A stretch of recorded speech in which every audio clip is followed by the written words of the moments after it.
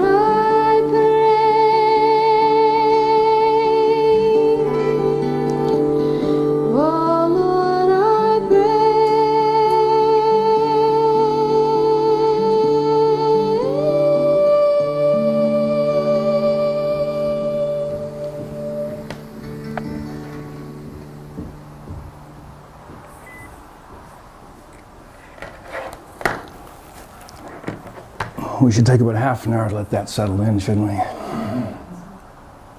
Such a gift. Such a gift. All right, welcome to session 3 of Conscious Care and Support.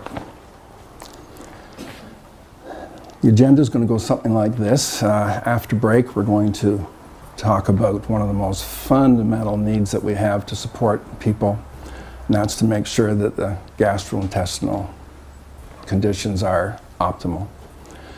And that takes a fair effort from supporters for sure, and assistance. So we're going to give you kind of almost the last half is going to be going into that, showing you how critical it is to do that. For the first half, we're going to review and just kind of finalize our piece on filters and make a little extension there into how they impact our feelings and what feelings are about, and how behind most behavior is a set of feelings that have come from certainly neural pathways, but also very deeply rooted in conditions as well. So we're gonna look at that.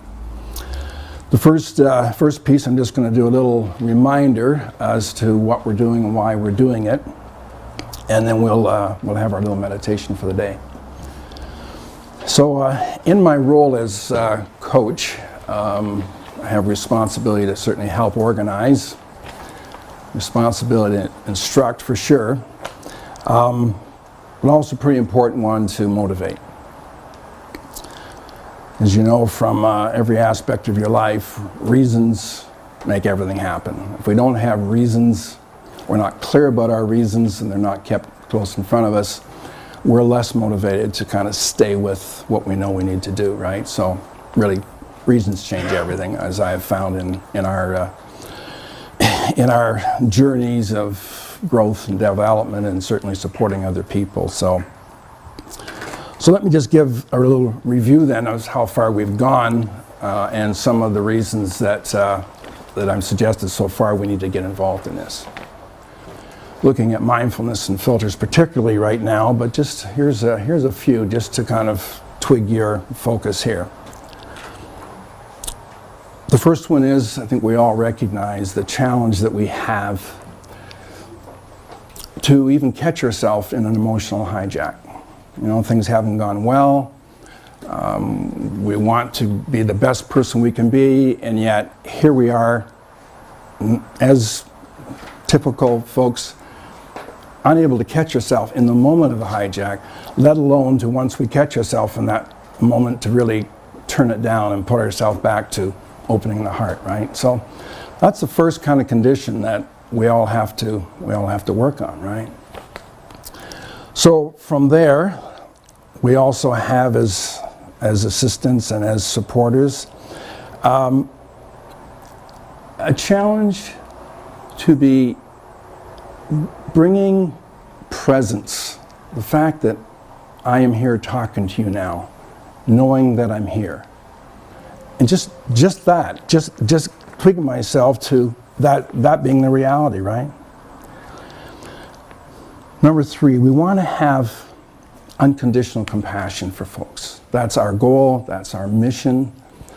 And yet we know that there are situations where our heart is not fully open, where we are coming from a place of judgmentalness, frustration, irritation, whatever. Gosh, it's like that with our loved ones, let alone people we're supporting who are not, connected even emotionally in that way. So this is an area that we're also working on, to say, yeah, if we can find ourselves being able to unconditionally, authentically be compassionate and open with folks, then that's going to bring us an awful lot more completeness in what we do.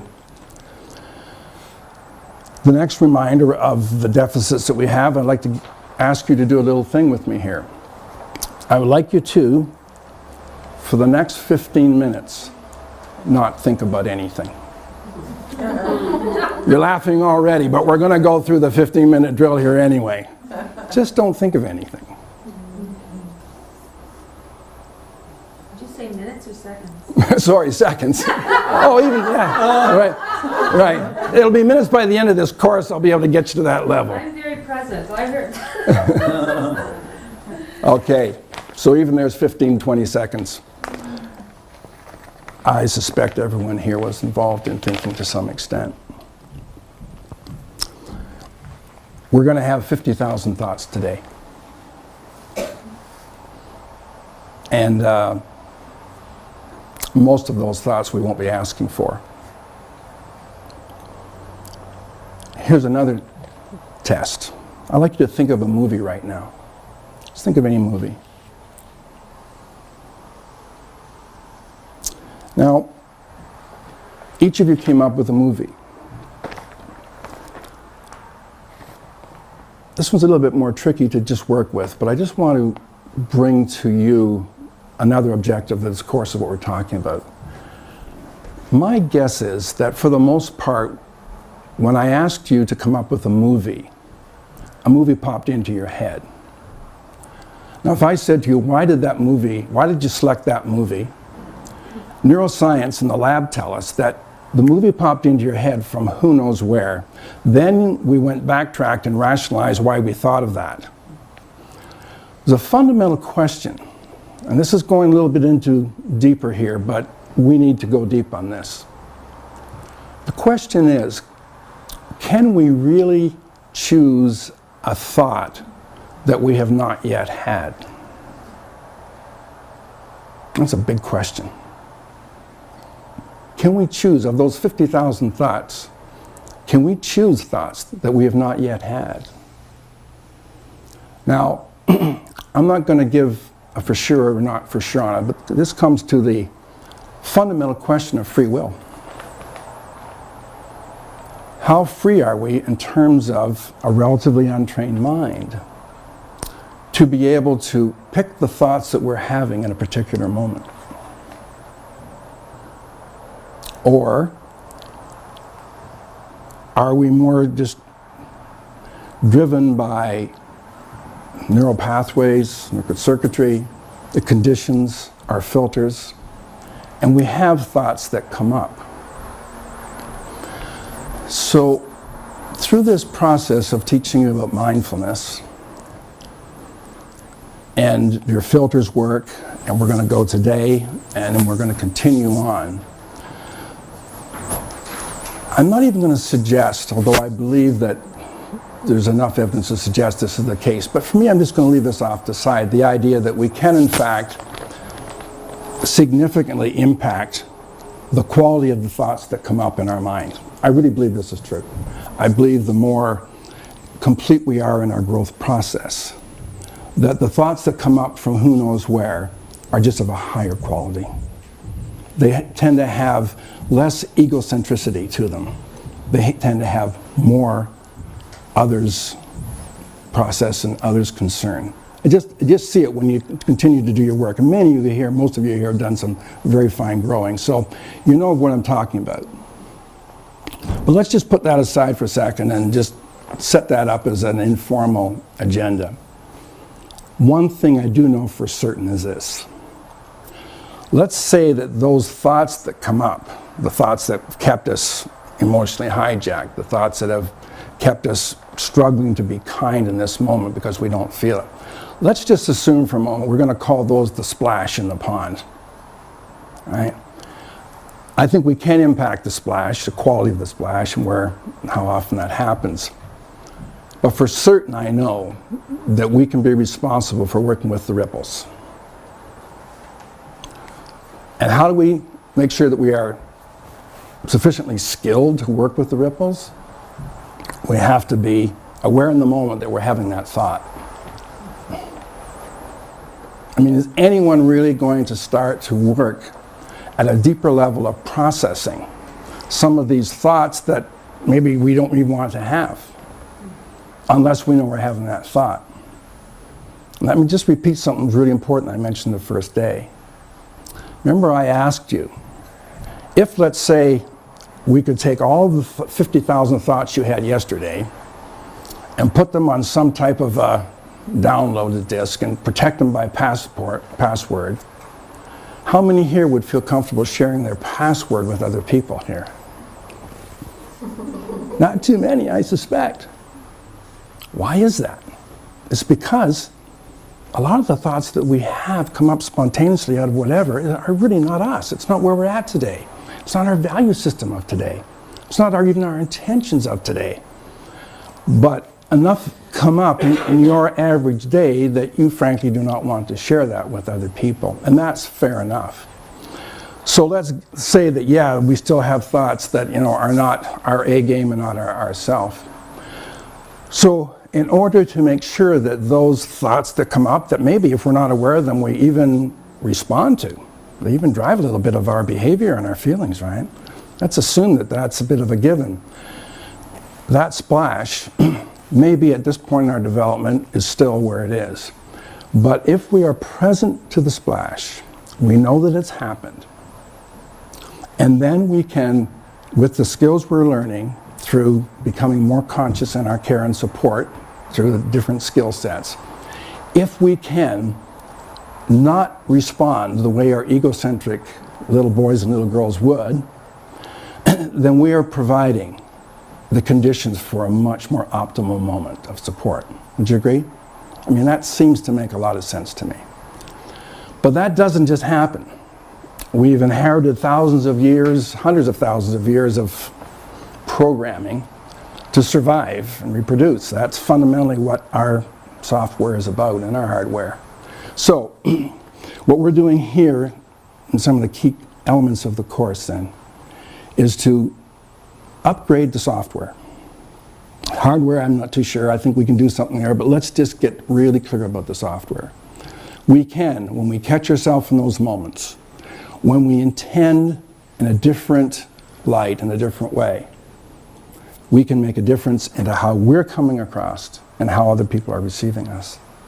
And we talked about the second week, last week, about this gift called entrainment. How where we are, we often entrain people to be that way, that open or that fearful, whatever our space is. So the responsibility that we have to make sure that our A game is coming moment by moment by moment is just incredible, just incredible. Because we are entraining people with our fears or with our joys and our peace. It's fundamental that we recognize that responsibility. So those then are some of the, what I would call reasons, just a little 5-minute summary as to where we've been and where I think we have to go and grow. I mentioned the word a minute ago or so that we're going to talk for a little bit about now. It's a new skill. It's not a new skill. It's a skill that you're already using, both knowingly and unknowingly, in the work you're doing. And it's the skill of intentionality. And I'd like to just kind of talk about this, and I'd like to take you through a little experience on intentionality to show you the power of this particular skill set. This is not given nearly enough credibility and priority in our development. Just think about intentionality. There's a couple of really cool experiments that happen. First one is about 40 years ago, which since has been replicated to, I would think, sufficient scientific standards to say that it's real.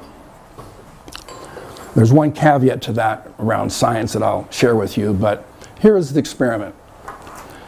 Clive Baxter was the man who invented polygraph about 40 some odd years ago.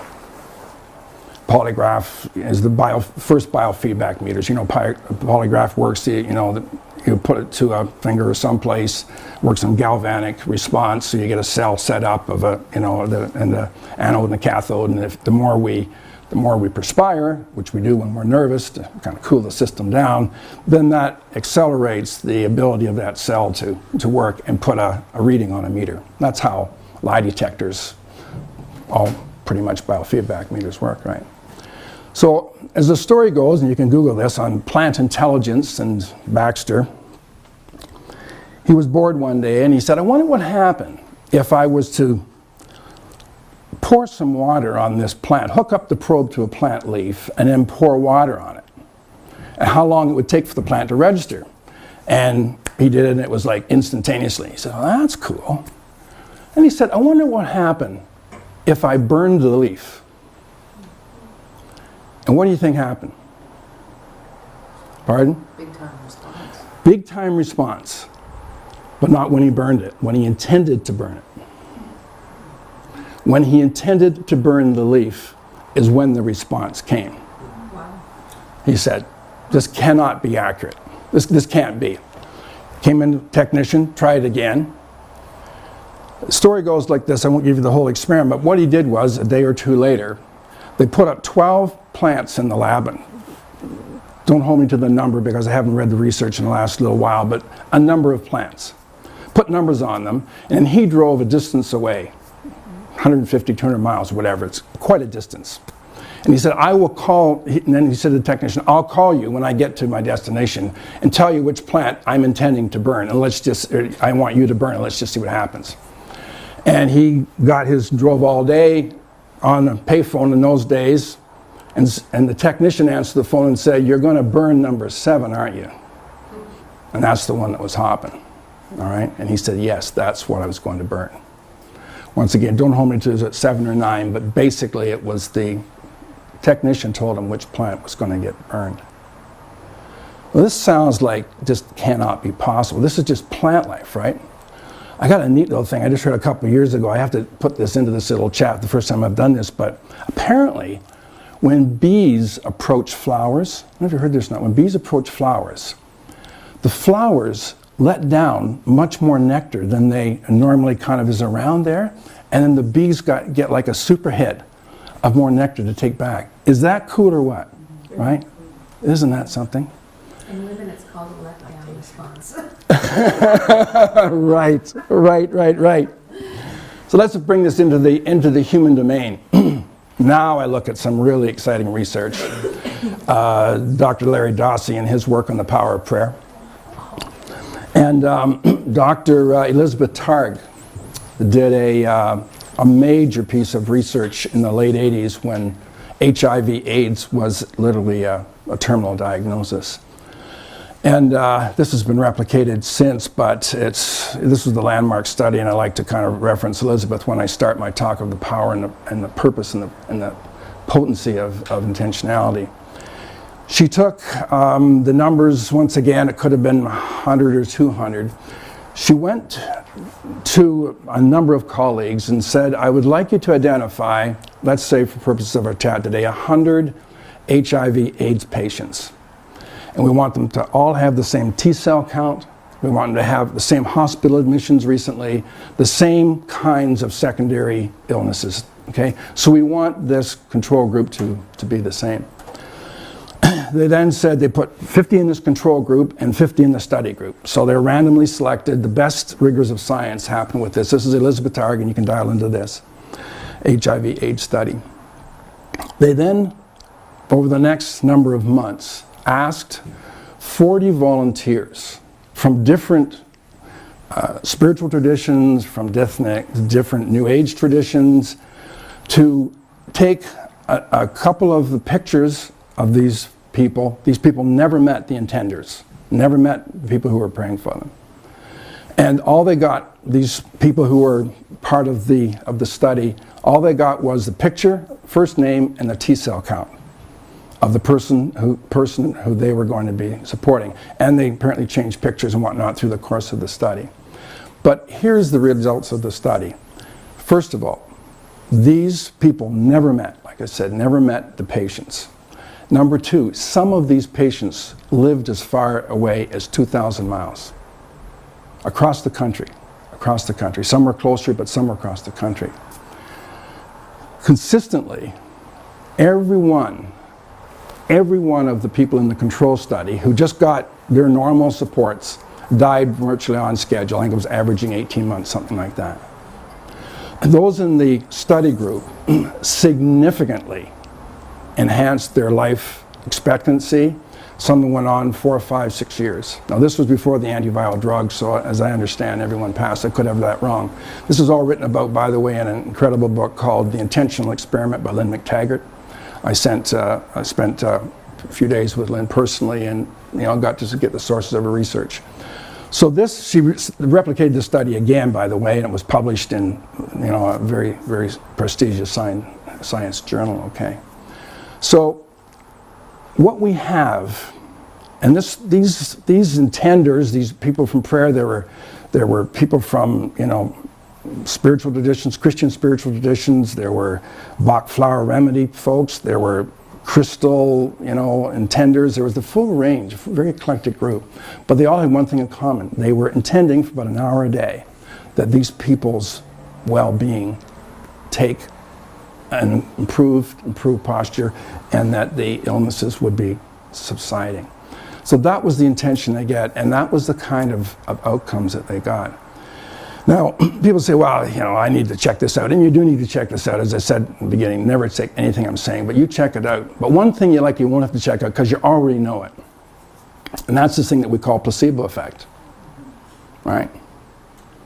Just intending because you believe it to be accurate. That's a form of intending, right? You believe this to be the case. Impacts the situations given controls and given just even your placebo by at least 30%. No matter what they're testing, a new pharmaceutical, whatever, those new pharmaceuticals have to be significantly better than placebo. And placebo runs in around, like a third of the people who believed that they were getting Prozac or whatever, or were just getting, saline solution and whatever the pill was, salt, whatever, they had the same effects as folks that were getting the pharmaceutical. And across the board, placebo works.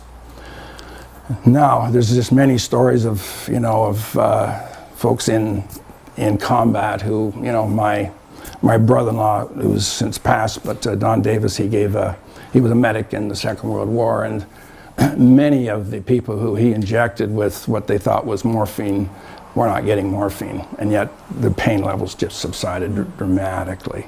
And he'd say, don't tell anybody else. I've kept this stash because you and I have a relationship, and this is why you're getting this, and the pain just went down. You've likely read about these stories. So how do we tap into that then in the work we're doing? First of all, how important is our unconscious negative placebo? See, placebo is not just a positive thing. If you are worrying, you are putting negative placebo into this interaction. Because you're worrying and bringing those dimensions of, wow, could this happen? Could this happen? This, it would appear, from pretty good science, suggests that we are limiting the possibility of improvement here, okay? So worrying is something that we need to look at. All of this comes back once again. It can come back in other ways, but it's going to come back to us learning here more about mindfulness. Because in that moment, there's no way you're going to be intending the well-being of someone moment by moment when you're with them, unless you're mindful, unless you know you're in that moment. If you're just kind of, paying attention to the content of what's gone, but not aware that you're here, like right now, once again, become aware that you're listening to Peter. That's being in this present moment. The fact that you're picking up on my words and the content, that's excellent. But it doesn't put your consciousness in the present moment. What brings you to this present moment is being aware that you're here. Right? Tony's aware she's listening to Peter. That is a conscious moment. Just fundamental architecture of the brain will get you paying attention to my words, so long as, your gut's okay and a few other things. But what brings us into consciousness, to know what we should be bringing at this moment, that is a skill set. And that comes from the work you're doing, through your homework sessions, through when we do our mindfulness practices. Every 5, 10, 15, 20 minutes we spend doing this, we are training the brain, a particular part of the brain, the medial prefrontal cortex, to be specific, which is that inside us which pays attention to what's happening, right? And there's other dimensions of mindfulness that go far beyond the brain and spirit, but just enough to say that there's a part of the brain that we're actually training as well through this, right? So every time you spend time at this, you are developing and cultivating this part of who we are. It's a wonderful gift. It's a wonderful skill set, and we really do need to look at it. Just one final piece on this is likely being a bit edgy here, but what the heck. But way back in my early days, when I really had to figure this stuff out, I got involved in doing the fire walk. You've heard of fire walk, they heap up we did it at the University of Toronto, and went up to this farm, and there was this big bonfire, flames were 15 feet high, at the top of the driveway when we drove in. They really want to get you really into it, right? Are you going to do it or not? So basically then they just let the fire die down, and coals are like this, right? And they're red hot. They really are red hot. I said, I got to check this out. So I I put my hand on the coals and I still have a scar here.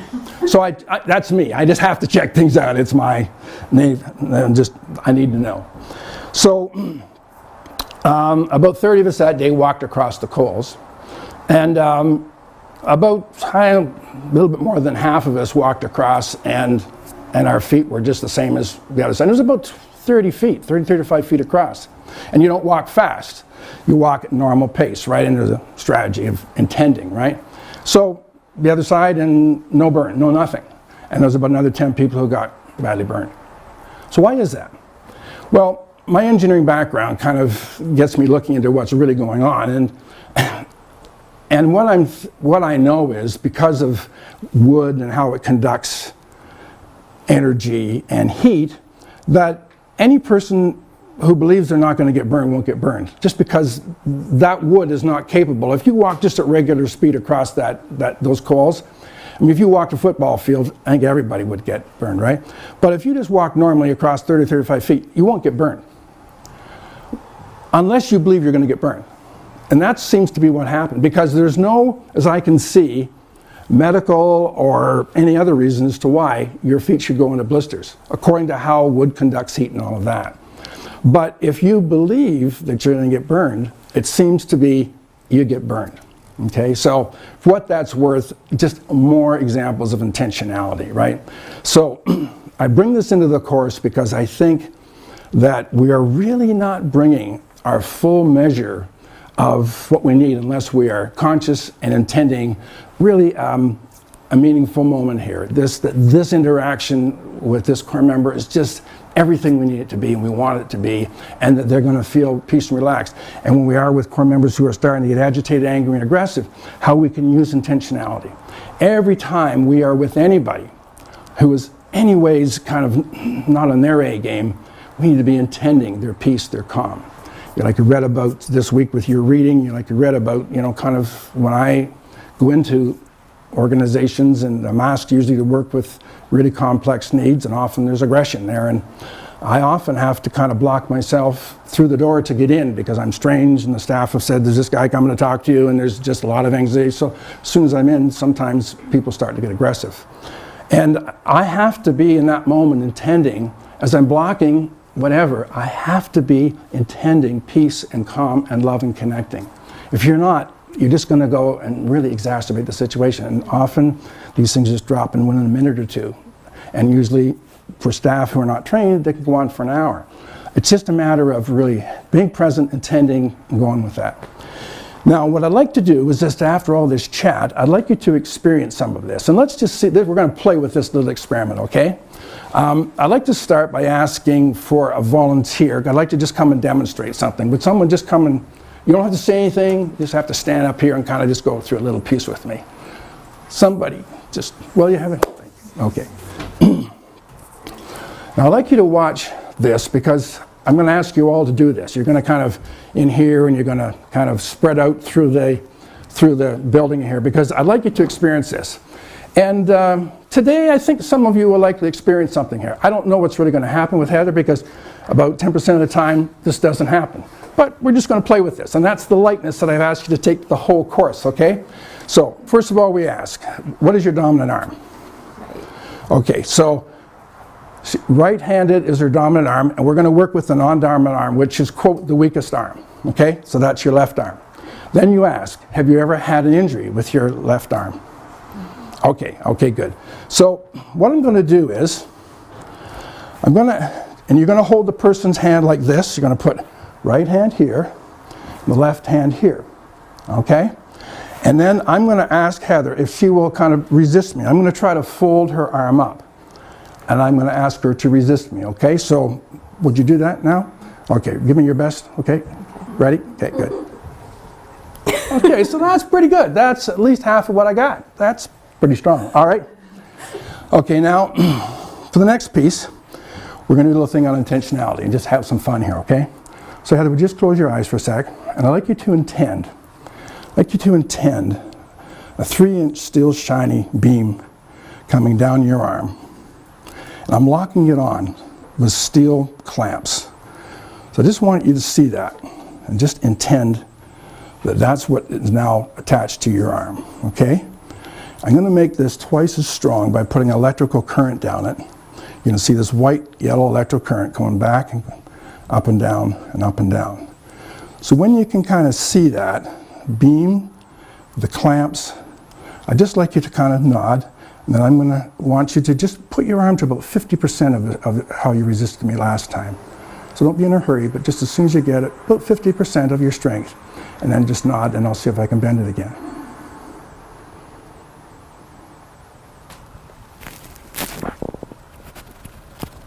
That's really good. Well done. That's everything I got, and I can't go near it. There's nothing magical about that.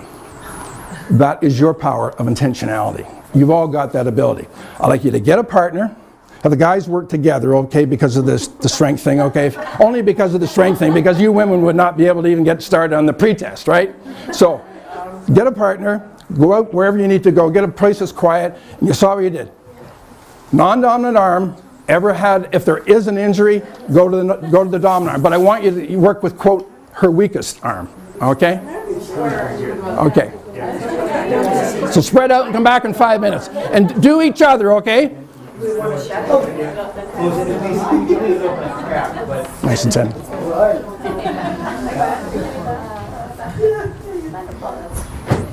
Good or more? Actually, you know what? You're tall. Yeah, I'll do it. I'll do it.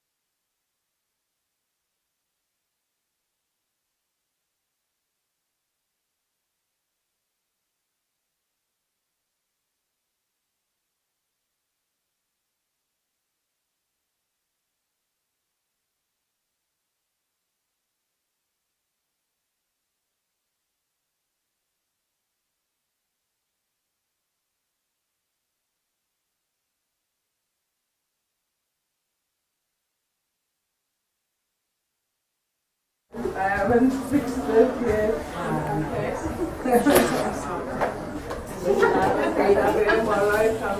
Cool, eh? Tony, is that yours? Oh, that was mine. Oh, that was That's yours. what I It was got. on the windowsill.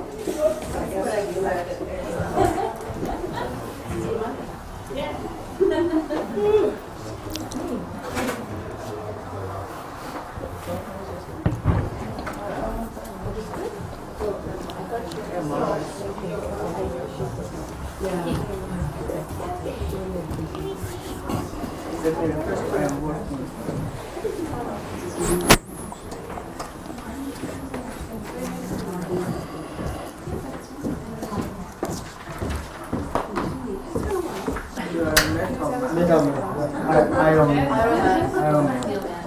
Steel Man.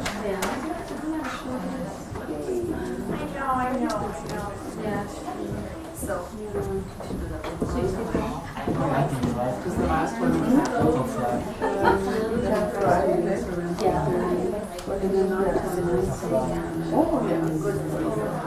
Can you check me with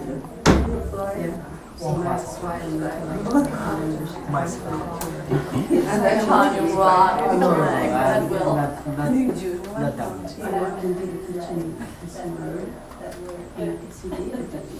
Okay, you better try it. People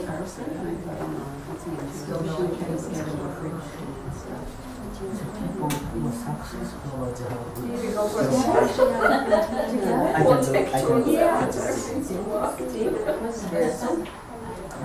do some people? It depends on what we want to do. I success people to a lot of, I cannot do or equal. Yeah. Already become. Yeah. I always say it depends on well, so that's my motto. If you can do it, I can do it too. For me, I cannot do. Oh, maybe impossible. It's already done. Before you go to something, I already finished, right? Because I haven't tried. It's not nice. She said I'm just But you have to go find that way. Okay, let's come back to the group then, okay? How many of you found that there was some increase in your strength as a result of that intending? Just put up your hands. Okay, so that's pretty much everyone that did it. What is that about? What is that about?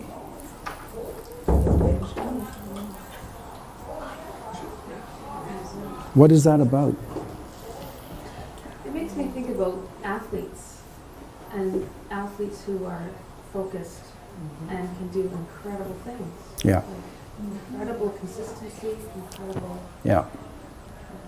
Athletes have certainly got into this. There's two parts of our society that have really gotten into this in a big way. Athletes and warriors, military. They both, by the way, get up at 5 o'clock to train. Everyone else sleeps till 7 or 8. There's something wrong with this picture, right? The amazing thing was that I didn't feel like I was trying very hard. Exactly. I wasn't really working at it. I know. This is the incredible piece. You're not working at it. And you could have, I said kind of 50% to Heather. I could have asked her to do 5 to 10%. 5 to 10% it still would not have been. Okay, so you're not working at it. This is one of the best kept secrets, the tragic secrets of our potential as human beings. And we could take the next kind of 40 hours and say this. We have to keep moving, but please make a note in your journal. The day that you were able to, just with your mind, bring your body to like 5 to 10 times more strength than what it normally had. And your mind has got the same potential. We wonder kind of how people can love enemies and how people can be in the middle of conflict with an open heart and really intending the softening and the peace for the person across from us. This is some of how we do it. But you know what? You won't have this skill unless you're present in that moment to do it. We have to stay conscious. This all ties back to consciousness. You see, in our culture, we got somehow we got saddled with capitalism, and it's a wonderful thing and all that because it's developing a lot of great things. But the fact of the matter is, the capitalism has gone hand in hand with intellectual and cognitive worshiping. We worship at the feet of cognition. We truly do. And we think that everything there is to really know. I mean, look at the multi-billion-dollar educational system we have in this province. It's being highly successful for what it's designed to do, which is to get people employed. I mean, we got 95% employment here. It's working for what the system has designed it to do, but it's not working for quality of life in most other areas. We've got jobs, but how many people, even with the educational and the information revolution and all that, how many people are genuinely happier? How many are more compassionate, unconditioned compassion? You look at the things that we really care about, it's not happening. And a lot of it has to do with being able to step back from the cognitive idol and say, what other gifts has God given us that we can work with, that we can bring to our vocations here, and to our families, and to our friends, and not only that, to our health. You know the science that comes out on people who really spontaneous remissions because they just go in deeply to intending wellness and intending tumors, kind of shrinking. Now, it doesn't happen with everyone all the time. I was asked this question at kind of break, and it's worth commenting on. So why doesn't it happen all the time that you intend well-being and it doesn't just happen? It's a great question. It's a great question. Well, an obvious answer would be, well, you're not skilled enough or you're not practiced enough. I don't buy that. I think that life is too big a mystery for us to be able to really come in with our 21st century logical rationalizing of what we think is happening. I mean, we're never going to understand the mystery, and this would be my guess, certainly, how long. It's not important that we really understand. That's another trap of the cognitive society. We don't have to know how a lot of these things happen. As I'm taking you deeper into this course, I mean, this is the first of several experiences you're going to have in this course where it defies anything you've ever heard of. But you're going to experience it subjectively. You are going to see this subjectively, which is all that counts. I mean, you have to have the experience in order to walk away. You're walking away from today and you're going to say, it makes sense to really intend positive outcomes. It makes sense for me to catch myself when I'm worrying and being negative and expecting negativity in here. It makes sense for me to catch myself and adjust that. Image, talk, tight chest, allow, chest, face. I'm just giving you an actual thing of what's happening to me right now. And that's what we have to learn to do. We have to be able to be in moments where we're contributing, but also being present to what's happening with us. And that is the space of these wonderful, wonderful gifts, right? Any questions or comments on that, just in general? Is one stronger than the other, you think, like negative intending versus positive? Like, did I negatively intend that I can bend his arm because I placed steel in it? Or both were working at the same time? His positive, my negative? Likely for some, both could be working at the same time. If you would like to see more on that, you can actually get into looking at intentionality and the people that have done most on this, and I'm going to use an Eastern term, so please don't, this is where some of the research is happening with people in the Qigong area of discipline. Okay, it's a part of the whole martial arts piece, and I went to this is 30 years ago now. I went to a retreat at Omega Institute in New York, and there was a Qigong master. This man would be 77, 78, and he was a master. And through the week, you work hard, silence, meditating 18 hours a day. You put in a good seven days. So they say at the end of it, we're going to give you a visiting dignitary. And people come from all over the world to this retreat center at Omega in the Catskills of New York. So this Qigong master, he kind of, there's about 100 of us there, and he said, I would like 5 of you young men to come and just really beat me up, if you would. I just really, please, the group need to see what I can do with this. And so I said, I'm not going to hurt you. I mean, I just wouldn't go up right and do it. But 5 guys did finally say, he coached them, and they finally agreed they would give it their best shot. And I witnessed this.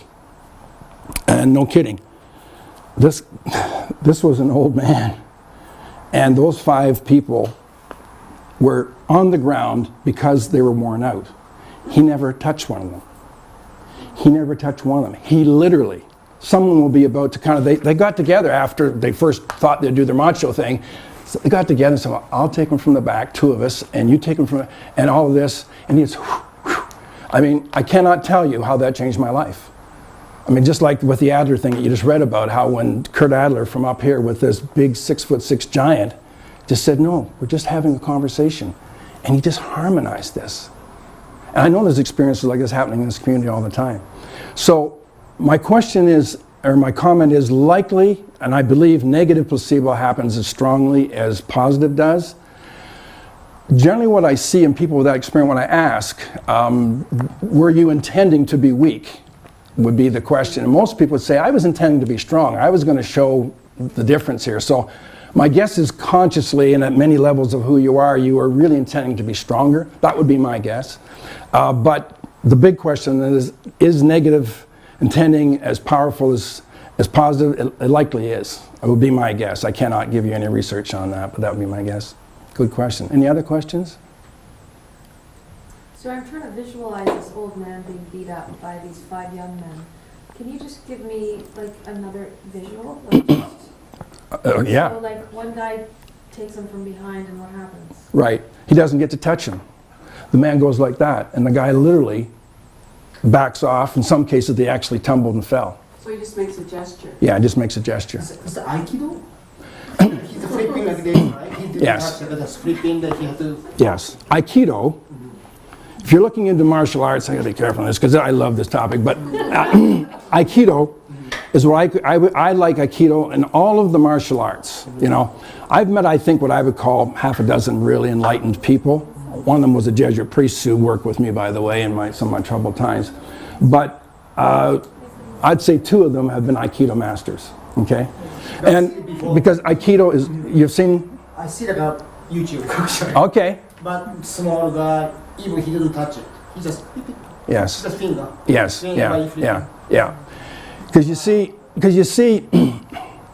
see, we're all energy systems. I'm gonna break into something here that I likely shouldn't, but I mean, it's useful for you to know this, and maybe if you get a fundamental grasp of really who we are.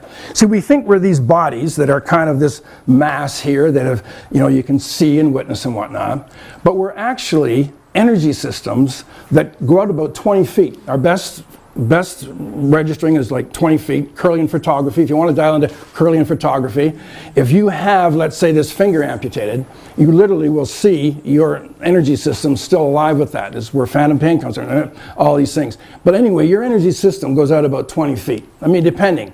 If you are feeling sad or angry, the likes of that, then your energy system withdraws. And if you're feeling open and compassionate, your energy system gets stronger and stronger and stronger. Let me do another demo just on this energy thing, because I want you to get energy. Please, another volunteer, just to kind of, you don't have to say anything and just have to stand here, kind of, right? Check out your body sensations right now. Just become aware of them. Just let them go. And say, yeah, I'm up for some fun. That's all we're going to do here, just some fun. You just have to stand here and put your arm out. That's all you have to do. Tony's going to do it. All right, Tony. Thank you, Tony. Okay. So Tony, give me your strongest arm. I'm just going to try to, you're going to try to resist me. I'm going to try to push it down with 2 fingers, okay? So give me your best resistance, okay? Okay, that's pretty good. Okay, now just stand there and just do nothing, okay? Now when I ask you, make sure that hand's nice and rested. Stay focused on it and keep it nice and strong, okay? Now put it out again, let me resist it. Resist it, you ready? Yeah, no trouble at all. So when you do that, and once again, we're not going to do that now, but if you go home and do that, you'll see that you've lost about 1/3 of your energy, 1/3 of your strength or more. She likely lost about half. If we had taken the time, and we may do this later on, but if I had asked also, think of something negative. Think of something sad. Energy just depletes the body. this system of ours does go out, and that's, I think, where entrainment takes place, right? And I think that, and once again, these are, now I'm going to get into the speculation, because I don't say I know or science says, I'm speculating now. I think this is how entrainment works, right? So, the graphic on that is, yes, literally people get tumbled in. Look in Qigong, look in Aikido. Aikido, to me, is the martial art, because it's totally, I mean totally, taking the energy of the person who's coming to you, transforming it into love, protecting that person every time they strike you. It's protecting. I've had some training in Aikido, and this is what I've actually, I mean, they don't call it that in this course, but what you're seeing in terms of when I suggest intending and movement that you're going to see in later sessions, it's really Aikido, but it is mindful, intentional caring and supporting. So yeah, you'll be able to see YouTube, there's all kinds of it. Now, like in every field, there's charlatans and there's wannabes and there's posers, right? But you can dial into some pretty good sites and start to see this. And then just explore this yourself. Explore your own energy systems. See what you get. Take 15, 20 hours of Aikido training from somebody who's good and see what you get. You'll notice yourself not getting pulled into emotional hijack simply because they rely on mindfulness and consciousness to do a lot of what they do, right? So I hope I went deep enough with that last 20 minutes that you know that it is solid, and I didn't leave too many loose ends for you, because I don't want to do that, because I think the quality of support that we're offering really is at stake here, okay? Anybody feeling that I've gone too far on any of that, just can't buy it?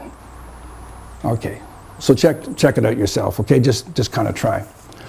Okay, so then for the next little piece, I like to just do a little summary on the filters, and then I like to do a nice little mindfulness piece before we go. Just on the filters, I'd just like to give kind of a 5-minute review. Then I'd like you to kind of just be with someone and just kind of share a little bit of something, okay? And it's nothing personal. You're just going to be asked to kind of comment on a couple of things here. So we said last week, we introduced you to it, all of us start off life vulnerable, emotionally and physically. We need to have people to support us. Most schools of humanistic psychology suggest that as a result of this, we find ways to interact with that first social system in which we find ourselves. That system doesn't just become our family, but it becomes our world. We start to get beliefs and understandings of the world through that first little world that we're in, right?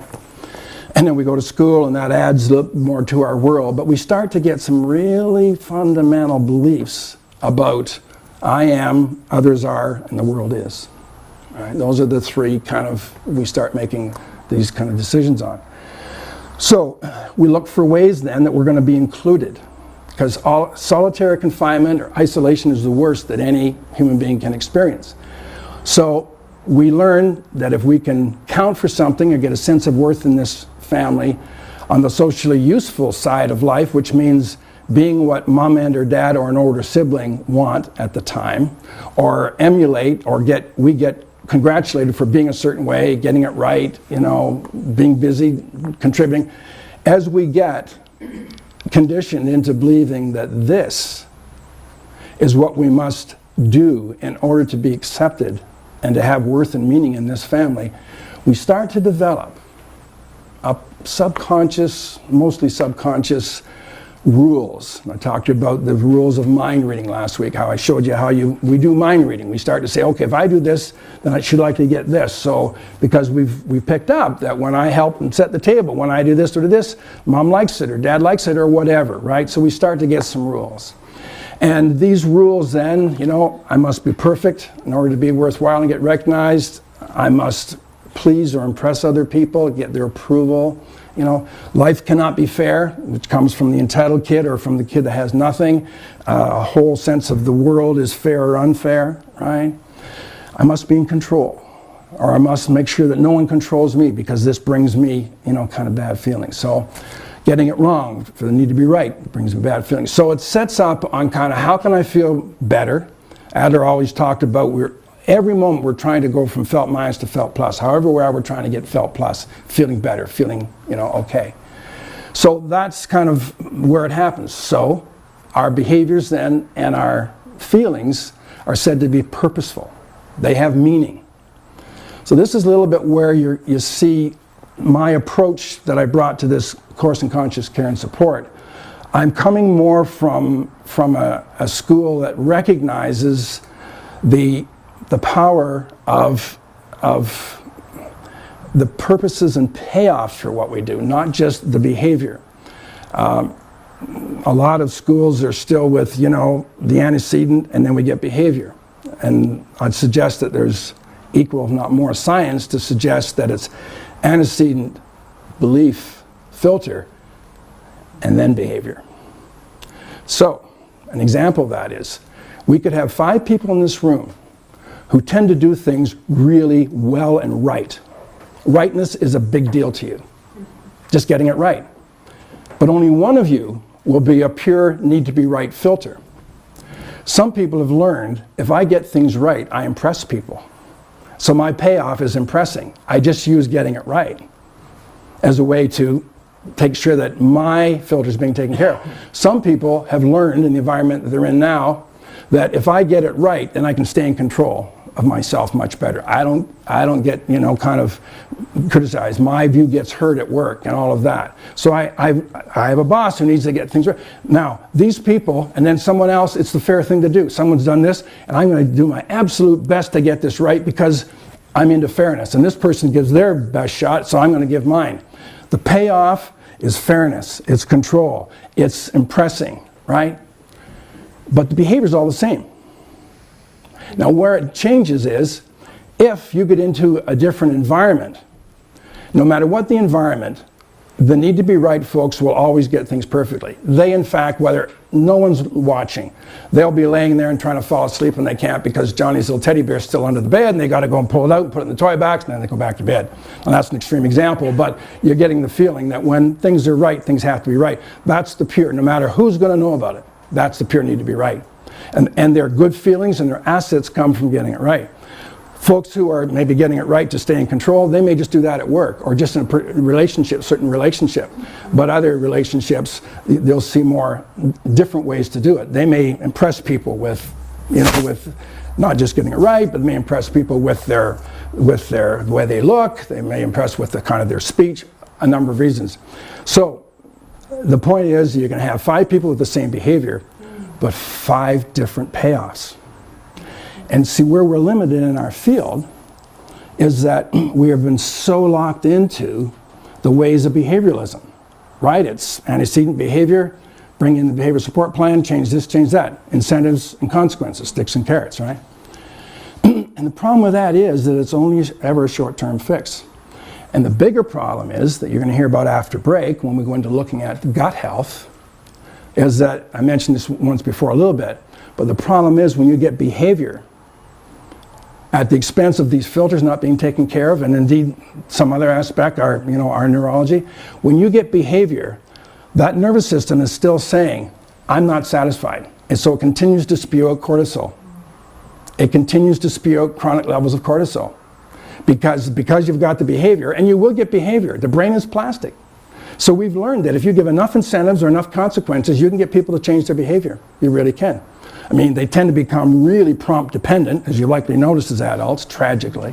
I mean, they look around for permission to do anything.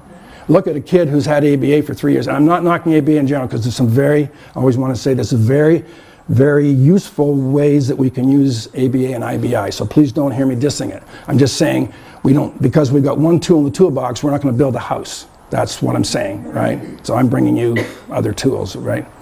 So when that cortisol stays in the gut, the behavior, I have to do this, but it's causing me anxiety. What happens? The nervous system then says, I got to neutralize this. So it sends in amino acids. And those amino acids should have been intended to build the immune system, should have digested food, should have developed neurotransmitters. But instead of all those things, it's neutralizing excess cortisol. Hence, we have serious gut problems. I mean, there's other reasons for it, which you're going to hear about, but that is one of the big reasons we have serious gut problems, is because unresolved cortisol is being neutralized with amino acids that should be doing work other places from the food we eat. You understand that point?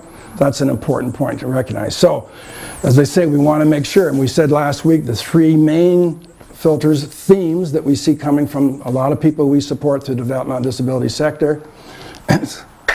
Pleasing, because they've learned to manage supporters. They don't know who's going to show up today, what mood they're going to be in, all that. So they have to learn. How can I please here? How can I be sufficiently pleasing? Up to including a lot of self-deprivation. Oh, I don't know how to, you do it for me, and all of that. Then control, of course, because they've been so out of control. There's a lot of the control sitting behind this, right? And we talk about conflict situations there too. And then the fairness thing, because we tend to support giving a lot and not expecting a lot back. So there's an entitlement can come alive with that. So we see those themes happening. Well, in order for us to, I think, bring someone to self-reliance and to develop them to the optimal potential that they have as body, mind, spirit, is we have to help them work through those filters. Right? Now we have to keep people safe, we have to make sure that we're doing what we need to do at a behavioral level, but we can do a lot more, which you're going to hear about in later chapters, but this is where we need to be going, right? Looking at, and this is just how the filters are impacting what we do, okay? Any questions or comments on that? You'd like a bit more on anything there? Is it okay? Yeah, I have a particular person in my mind. Okay. So I think about, what if there are limited cognitive issues, right? I just think about how I guess that'll come later. It will, and the work that we do here, I assume there's very limited cognitive abilities. I really do. And how we help people to discover and to disengage is, it's all the tools I'm teaching, but it's not a cognitive door in. You notice a lot of what I'm about is coming up through the middle brain, the emotional brain and the body. Like the body keeps the score, as I've said before, on all of these things. So if we can work with the body, we can, when someone is pleasing us, and you're going to see this later, someone's pleasing us, we'll start tapping with them. And we talked about tapping, right? We'll start tapping, or we'll get them into doing their own butterfly hug, and then we'll just talk it through. And they're literally at that moment, they're starting to release some of those body sensations that are organized a certain way that's giving a good feedback because I'm pleasing you, right? So now we need to help that person see that, hey, we can be connected meaningfully and really, really care about each other, even though you're not pleasing me. So let's neutralize those body sensations, and that's true simplification. You're going to see deeper on that. But as we neutralize those body sensations that are taking place in the moment of control, entitlement, pleasing, as we neutralize those, we're starting to disrupt the equilibrium of, that's where my nervous system goes every time I have to get taken care of, See, we're not going to interrupt it through the cognitive door. We're going to interrupt it through the body and through brain and through gut health. Because the gut is actually doing a lot of this too, as you're going to see after break. Yeah. Great questions. Any other questions kind of before we move through? Okay, so let's see. Just the final one. Our filters they define not just us and how we are going to respond to an environment, but they literally define how we see the world. If we're into really perfectionism and rightness and whatnot, then many people we meet or situations we come in, there's an unconscious, I hope I'm not going to be judged. What can I do here to make sure I'm not judged or get it wrong, So I'll only kind of try things that I know I can be kind of good at, so I'll limit myself, right?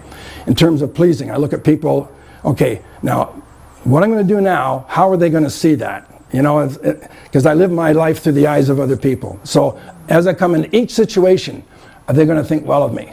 These are the kinds of thoughts that come from nowhere, like we started today, that, there's the movie. Well, these are the thoughts that just come into reality, and then we start acting on them, right? So now that we're catching ourselves, and let me share this may sound like a downer to you, but I have been working on my filters for like thousands of hours, both in my meditation practice and certainly even tens of thousands of hours in my cognitive day work. My belief is, from what I've seen personally, and I think I could show some pretty good research on this, even though some people would claim differently, I think these things die an hour after we do. These filters are deep neural pathways. They are deep. I still have thoughts come up, like I said, when I came in here the first day, my chest was tight and the likes of that, but I was able to just see there's tight chest, not I'm nervous, right? So that's the out of control Peter. But all that is be fit. It's body sensations, it's image and talk, and it's feel, right? That's what it is. There's the messages that right now Peter has to pay attention to, and then I can just soften them. So I may not be able to kind of get a handle. I mean, indeed, I've got a handle on a lot of splash. I mean, there's a lot of things that would drive me, impossible. I couldn't climb 10 feet off the ground without getting a panic attack. And I worked at that out of control, just that physical level, and now I can climb 60, 70 feet, on a harness, of course, and feel just as comfortable as I am right now. Well, that was hard circuitry, right? That, happened, but you can kind of work with that. And if you go through the body, you can do a lot with these things. But the tendency still comes up as I'm climbing, but you work with it, right? And that neutralizes it. And that's the way it can be for a lot of the feelings that we have, right? So the splash, maybe we can do something with, but they're still going to get some. The ripples, that's where we can do the good work. Knowing what the ripple's about, and then systematically working with it to diffuse it. Yeah, that's the good piece. So, as I say, as you've heard the expression, when I think I'm a hammer, everything looks like a nail. That's how we define reality, If I think I'm right, I'm looking at judges. If I think I'm depressing, I'm looking at people to be impressed who are wondering about me. But control, this is a scary world to be in. That's where us controllers, life is scary. It has to prove that it's benevolent before I will buy into it. But I come into life situations seeing scary, not benevolence. That's the nature of my early conditioning and programming, right? But it doesn't have to own me. It doesn't have to own any of us, right? So that's the message then.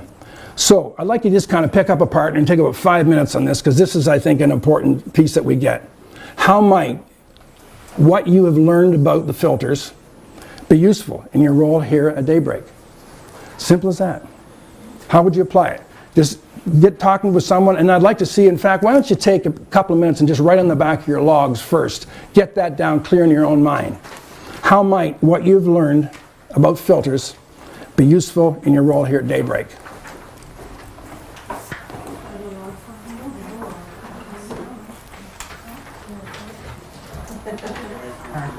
Are you going to write down? No. Can I take some log form? Please. Thank you. All right. Great, thanks. Feel free to kind of break out for 5 or 7 minutes. I'll ring a bell when it's time to come back then, and kind of just get some fresh air. And if you want to sit, is there any other place to sit around? I don't know. Is there? No. Is there? Yeah. Okay. But get it down on your log, because I'd really like to see this. All right? I do.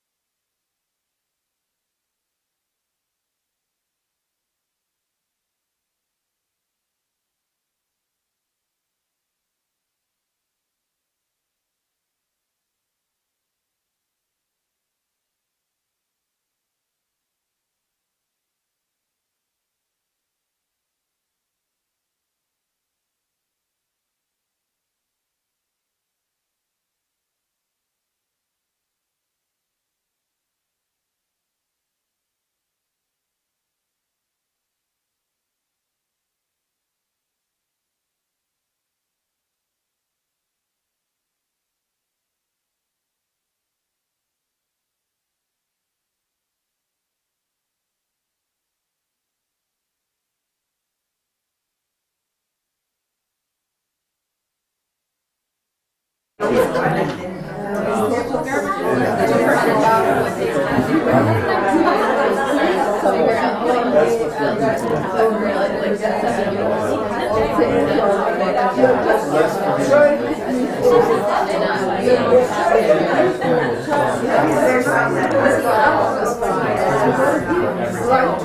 most challenging thing for me even the most challenging part my assistance.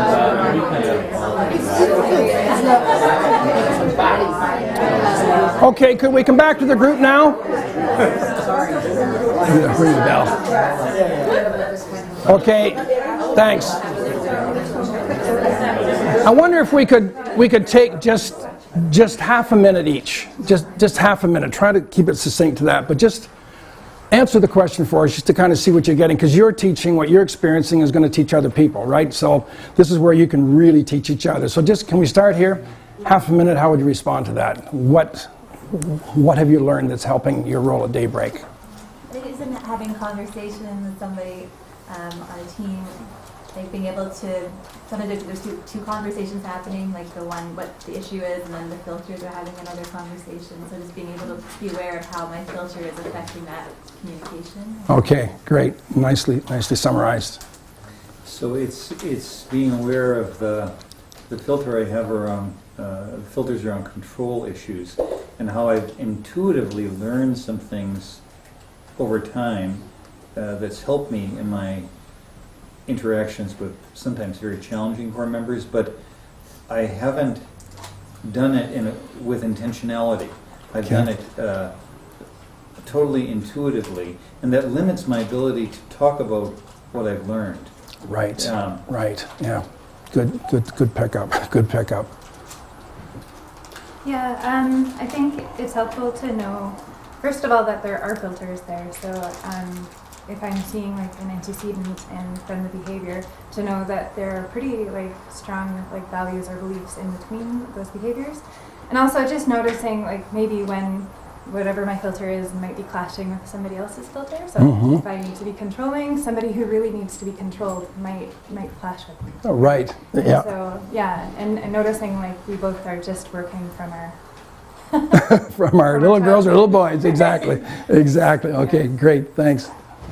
I've had a sense that, I'm really aware of a situation, when in fact what I'm doing is, it's the filter of being ready for anything. Right, okay, So it's okay, good observation. It's not truly. So the vigilance kind of has its own flavor, you know? Yeah, okay. Heather? I think I'm still trying to understand how the filters, like how to work through the filters. But what I do see in the benefit of the filters is that really what we here at L'arche with mutuality is really brings in the fact that we all have these filters, and really being able to respect that filter in each of us and help support one another through it.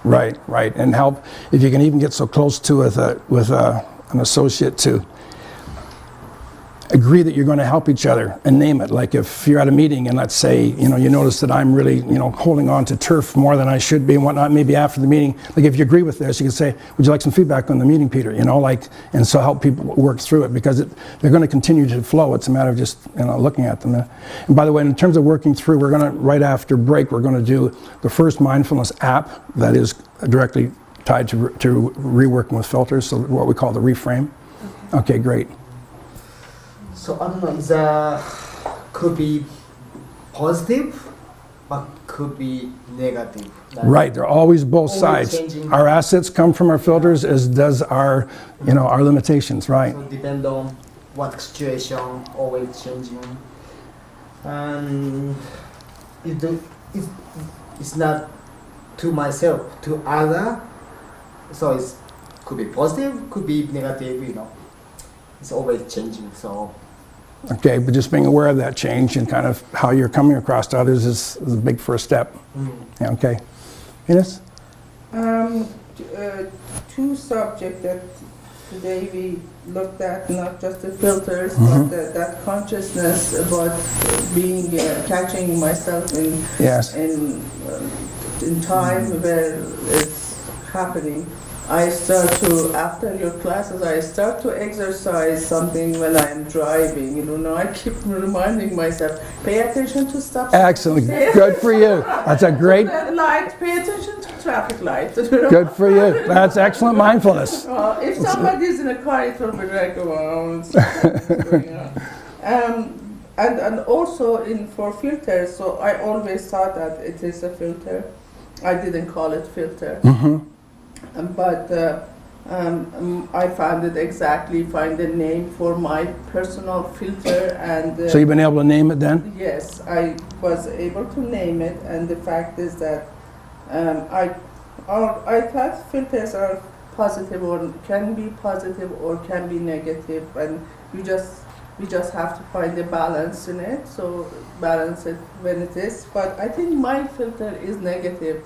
Well, if you shared it with us, we would just spend an hour to tell you where your assets are coming from too, okay? Because we all see assets here, and they come from your filters too. So keep looking for assets, okay? Because they're there. Agnieszka? It is about recognizing and catching myself what filter is active during whatever action, talk, whatever I'm doing. So it's being conscious about it. And the other thing is, do not judge people from the filters. It's like, oh, that's your filter coming. Exactly. And Exactly. I think we're gonna be joking about that because that's the lingo gonna be coming around, right? It's whatever, it's filters, corgi, whatever, but it's just not coming from that place. Because, Right. that can, it cannot be positive in any use. Yeah, yeah. In terms of the language that starts to come into a culture, and there can be some fun with it. I mean, as you notice, I have fun with it too. I mean, it's not all heavy serious. I mean, it's definitely impacting the quality of life of ourselves and others. But teachings and learning can be fun too. And it's okay if we kind of play a bit with, oh yeah, well I wonder if that's a filter, you know. But we have to have permission to do that, and we have to set up that relationship to do that, right? Yeah. But you'll also find yourself as colleagues just starting to say, you know, can I share something with you, Peter? You know, like that's the permission to share, and then there could be something here, you know? So you start to comment on folks' behavior in a total different way.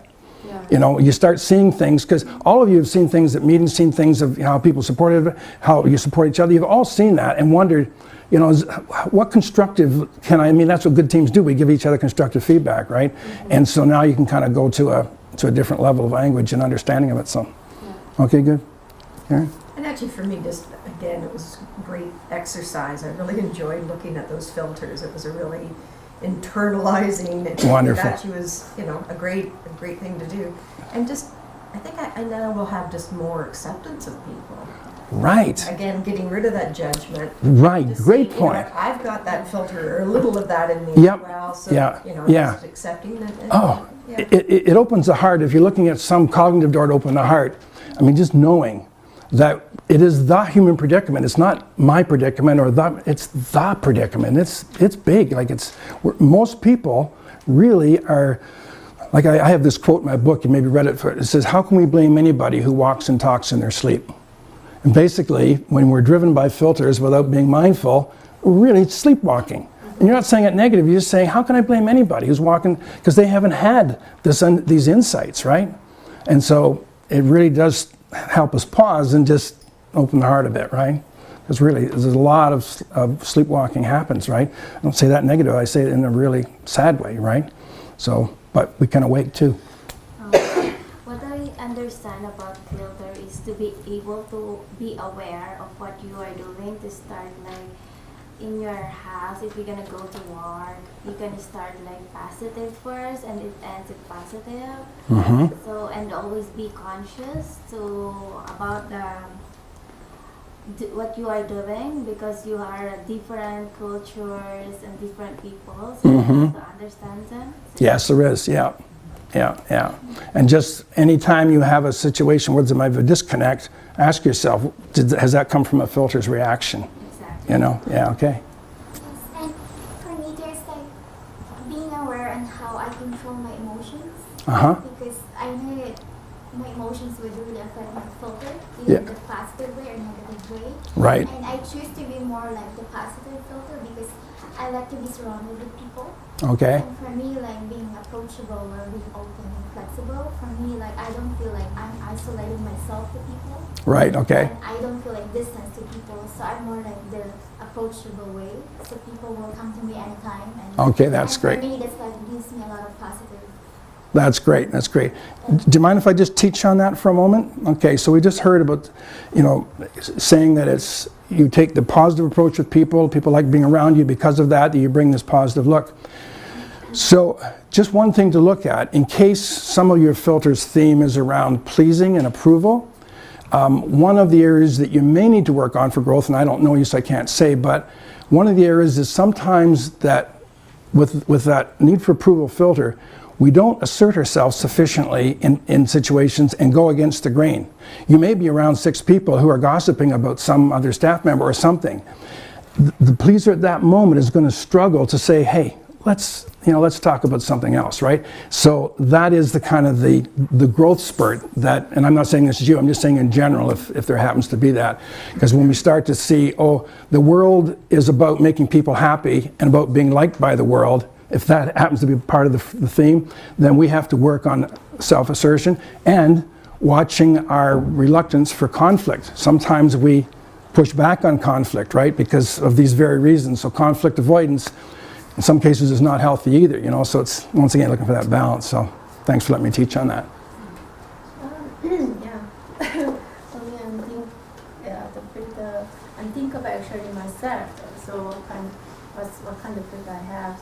So especially for me, I don't like the control things. It's very big for me. You don't like conflict? Control some situation. Okay. So yeah. Good insight, by the way. Yeah. So this kind of for me is a big, for me it's a controlling responsibility too. So it's very strong for me. Okay. So anyways, but I realized I cannot control other people, right? So the people, they have a different person. Right. Yeah. So this time I realized, yeah, for myself I do practice and Okay. exercise. Good insights. Yeah. That's kind of what I found too, is that I can only look at I think I need to look at the people I work with, their filters. Yeah. But it's mine that I need to work with, because I can only control what I do. I Right. can't control them. Yeah. And my response may affect them, but I only have control over that. Right. And that will in turn train others to feel, you know, open in your presence and thereby provide optimal conditions for them to grow and to not be defensive and whatever theirs is, right? Because you'll never have the responsibility or even know what other people's filters are, but if we bring that harmonious intention and we take our own stuff, it's amazing how people can just all of a sudden get cooperative and connected and all of that, just because we brought, you know, kind of an awareness to ours and set the stage for. So should we try though with our core members in particular to try and see what their filters might be? I believe, and I want you to have 2 or 3 more sessions of this, but I absolutely do believe that there is a place for us to start to use, you know, some of what you've heard now, just to see what is it pleasing, control, vigilant, and all that, and just start to respond. I mean, help to some extent for them to understand, but that's not the major piece. We're going to, as I talked about earlier, we're going to go into just teaching how to soften the body sensations and the reactions around things, and thereby help to really lessen the drivenness around their filters. You will do it even though so we don't have to go through the cognitive door on this. Yeah, right on. I think it's similar, I guess, to what was just said, but yeah, I think for me, just an awareness of trying to be aware of my filters and coming back to something, and so, for instance, if I have a conversation with somebody, or an encounter, you know, in a conversation with somebody, and yeah, I just found that I heard things in there that weren't said or may not have Great been said. pickup, yeah. And so I went back to the person and said, okay, this is what I heard in our conversation, and try to work out the filter that way. Right. So I don't know if it's working or not. But well, that's a great piece of homework, because remember how I showed you last week how we only see about 70% of someone's face, you know, and how we make the rest up? We so do that in our verbal communications. We make it up, a lot of it, and then we hear things that are designed to kind of be in harmony with more where we're I at. can even do that by email. That's I can, yeah. Have a face even to look at. But it can happen in person too. So and Truly, it can. And email and all. Yeah, you just get people from. Oh, that's not where I was coming from at all. Yeah. But our filters will drive our focus into believing that that is where they're coming from. That's why we must stay. Like this. Paraphrasing. Am I hearing you say? Really, it's old, tried and true. But we've got to get there because the filters they just focus. As I say, they define the world, not just us, but who we're talking to, right? Because you're not just someone else. You're someone who I need to impress. You're someone who I need to get it right, not be judged by. Someone who can threaten me. I mean, on and on, right? Yeah.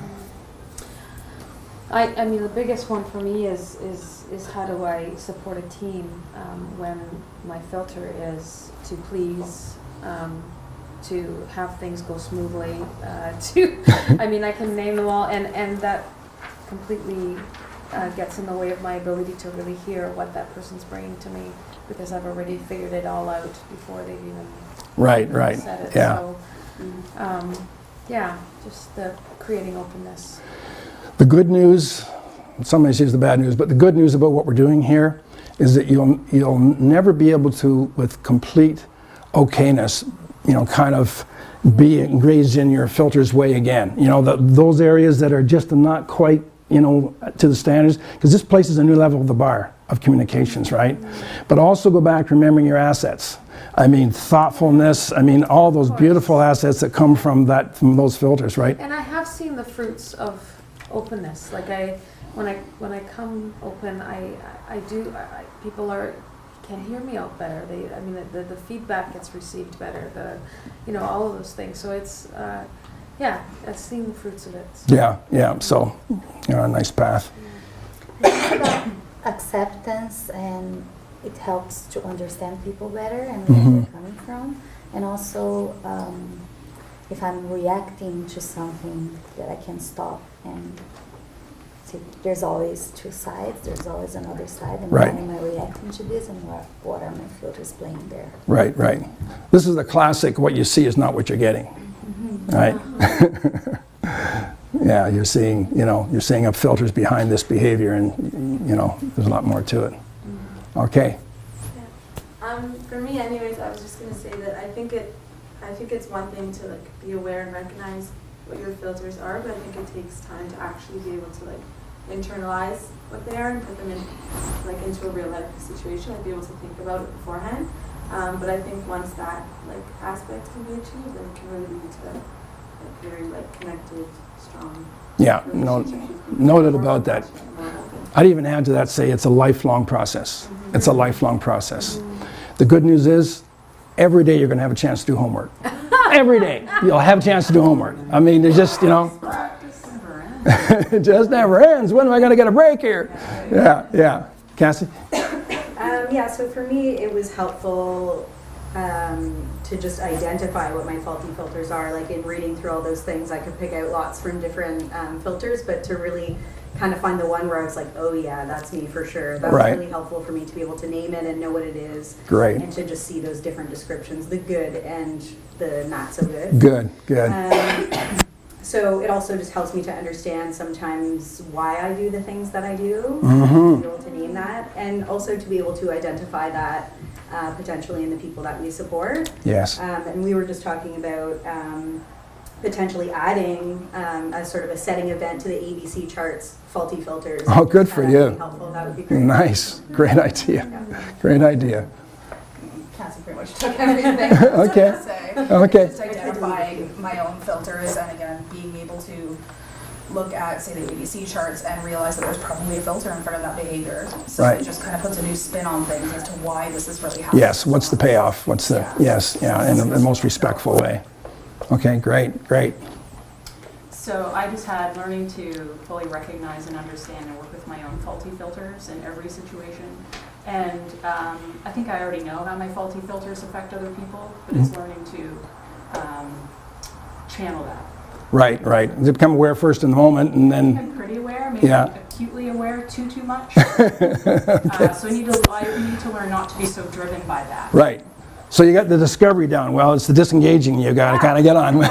Yeah, it's learning to fine tune the radar a little bit. Right on, yeah. Because I think we all have to be aware of what's going on with the people that we support, and I think sometimes I get maybe too driven by Okay. that awareness. All right, good. Yeah. I also have one more. Oh, do you? Oh, great.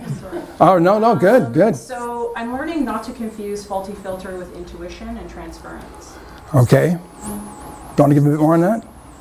Well, I think that I need to learn to recognize intuition. Yes. Intuition's there for a reason, but I'm not sure, is it a faulty filter, or is it, do you know what I mean? Not quite, but Or are they all of the same? no, I don't, just give me one more line on that. I'm just not. Well, I'm thinking Give when an example. I'm picking up, I can pick up on Caroline quite easily, something that's going on with her, and then I mimic her behavior. But is it transference, or is it a faulty filter? Well, Or am I intuitively picking up on something that tells me, oh, something's not right with her? okay, great question. So you're definitely, I mean, intuition is alive and well in all of us, Right. So there's certainly some of what we're doing in every moment has got an intuitive sense to it, right? I mean, that's part of our survival, mechanism, right? But to the extent that you will respond to a certain person's behavior or the way they're coming across, you will respond uniquely based on your filter's base. Okay. Okay, you really will.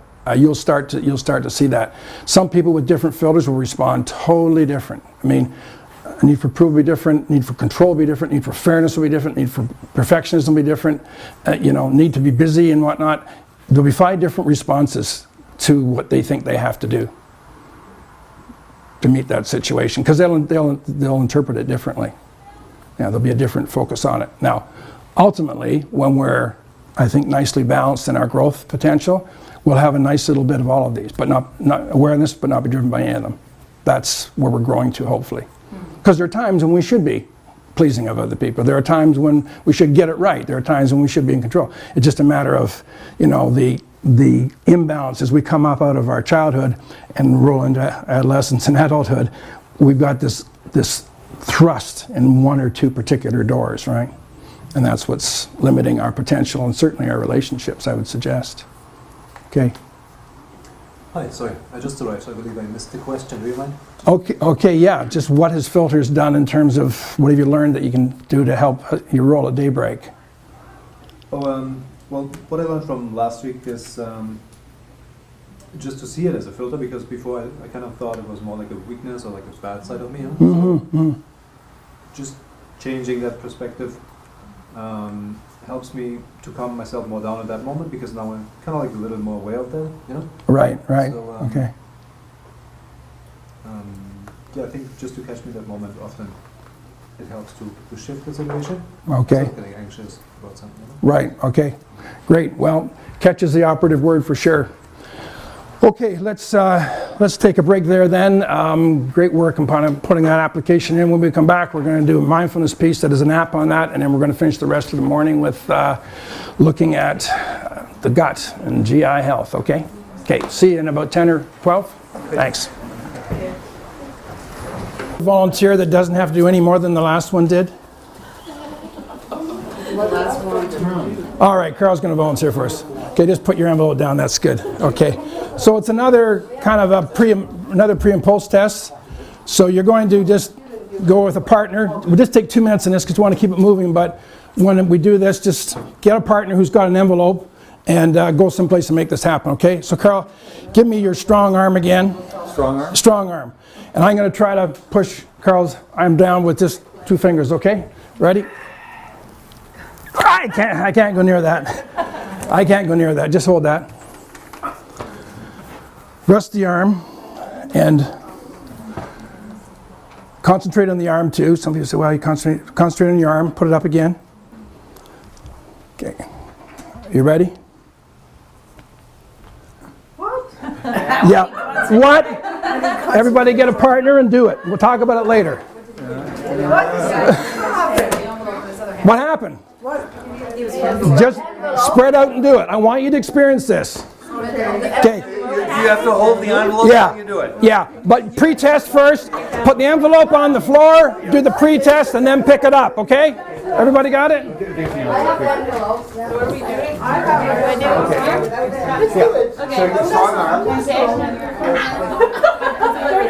Listen to the resistance. Oh yeah, then you have to read the envelope. Okay. Hold this. Just concentrate on your arm. Okay, you're stronger. No, put it up. Left alone. When you're ready. I just want to try. Okay, pre-test. That's not really working very hard. Okay. Ready? And I'm thinking about the arm. Think about your arm. Stay as strong as you can, okay? Ready? I don't know. Wow. Wow. Okay. We'll tell you what's in there. Sugar. Yeah. Sugar. Just refined sugar. That's all that's in there. Get rid of those things.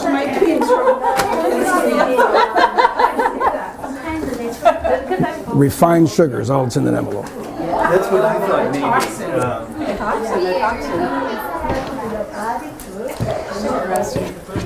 They know all about that. I tried to imagine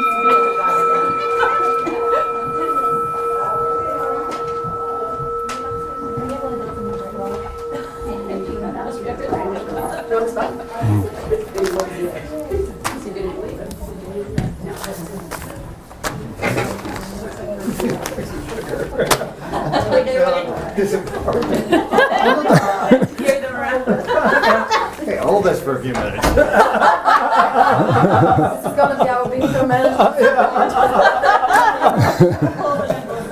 Let's make some sugar bean bags. Okay, how many found themselves kind of weak when they held that envelope? Let's see a show of hands. Okay. Virtually everybody does. And what's in that envelope is poisonous.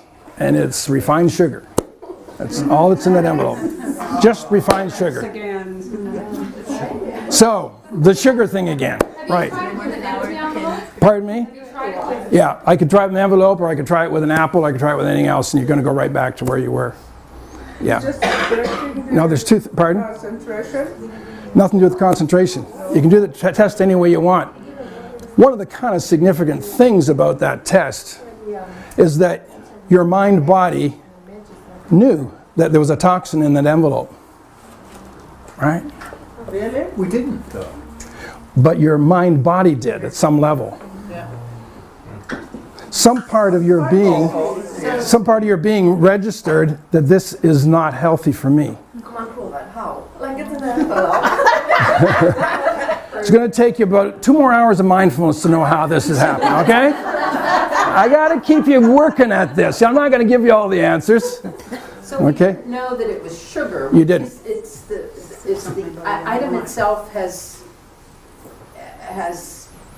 switched our perception of where we are and what we can do.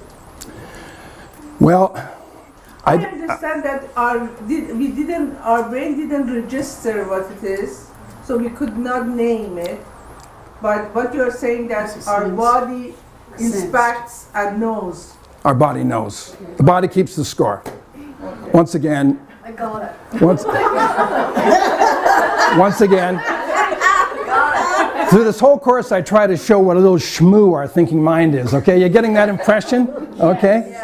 Okay, well, this is good, because I want you to start to just so love and appreciate middle and lower brains, because that's what's activated here, all right? Where we really are not tuned in sufficiently to the gifts that we have in other parts of our being. Like I said, this culture worships at the feet of cognition. And looking where it's taken us. Check out the 6 o'clock news, you know. We've got work to do, right? Okay, so with that, take one of these and kind of pass. Get these out as kind of quick as we can, if you would, okay? I'm going to take you through this little, yeah, would you? Thanks. Cherry blasters for you. Not there, you don't have to worry. And everything. Never give up. Thank you. We're talking to church after. I'm going to take you through this PowerPoint then. Thanks. How do you word this? How do you put this in a word that our body can recognize what? Our body is recognized.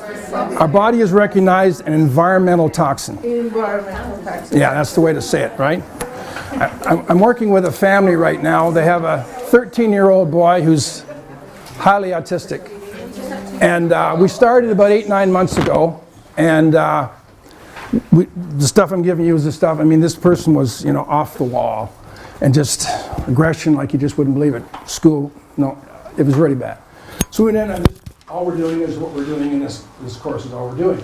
And this little guy for about 4 months has been like back to school and things been modeled. Over Christmas, and I warned them, I said, watch the sweets, watch all that. Over Christmas, and went right back to where it was.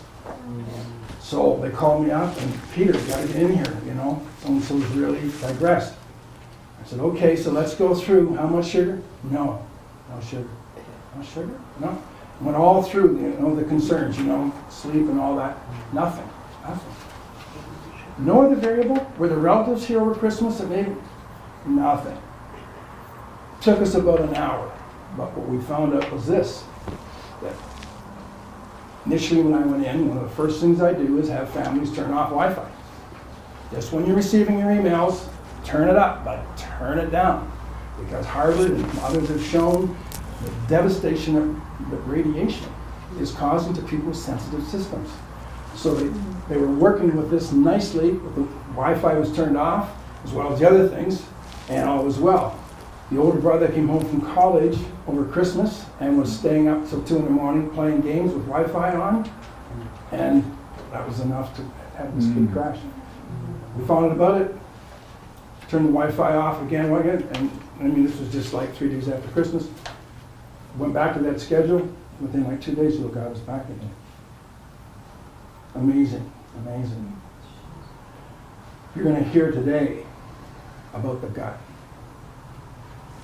I start with the gut in terms of our strategies because it is so powerful, and the people who we are supporting are so vulnerable for a couple of reasons.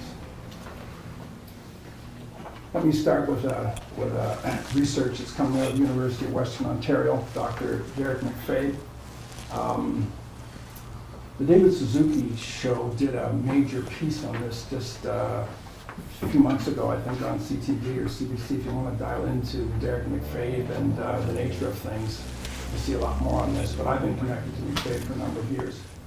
And his team is really putting it as good as it gets in North America.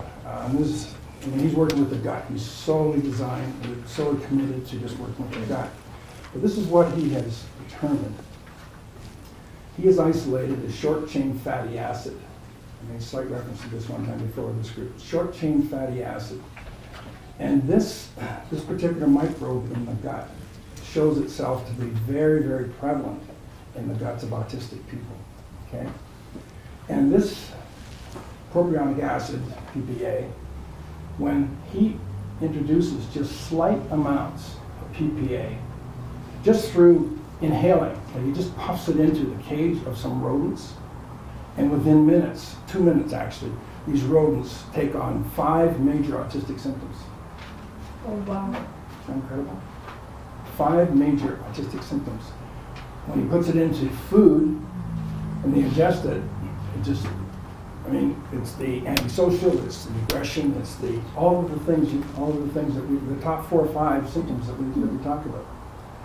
This is propionic acid. And you know what feeds it? Carbs. Carbs. Carbs feed PPA like won't want to stop. That pizza that we're giving for that treat, that ain't no treat. That's a treat for microbes that are driving people into having lives that are not what they want. That's who it's a treat for. So I'm going to talk to you about the role of diet and carbs and the likes of that in the next little while.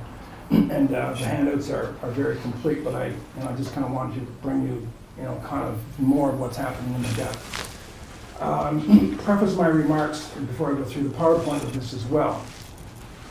It seems that the colonization in the gut of a lot of developmentally disabled people, a lot of it comes from nutrition that is continuing to maintain that colonization that's not healthy.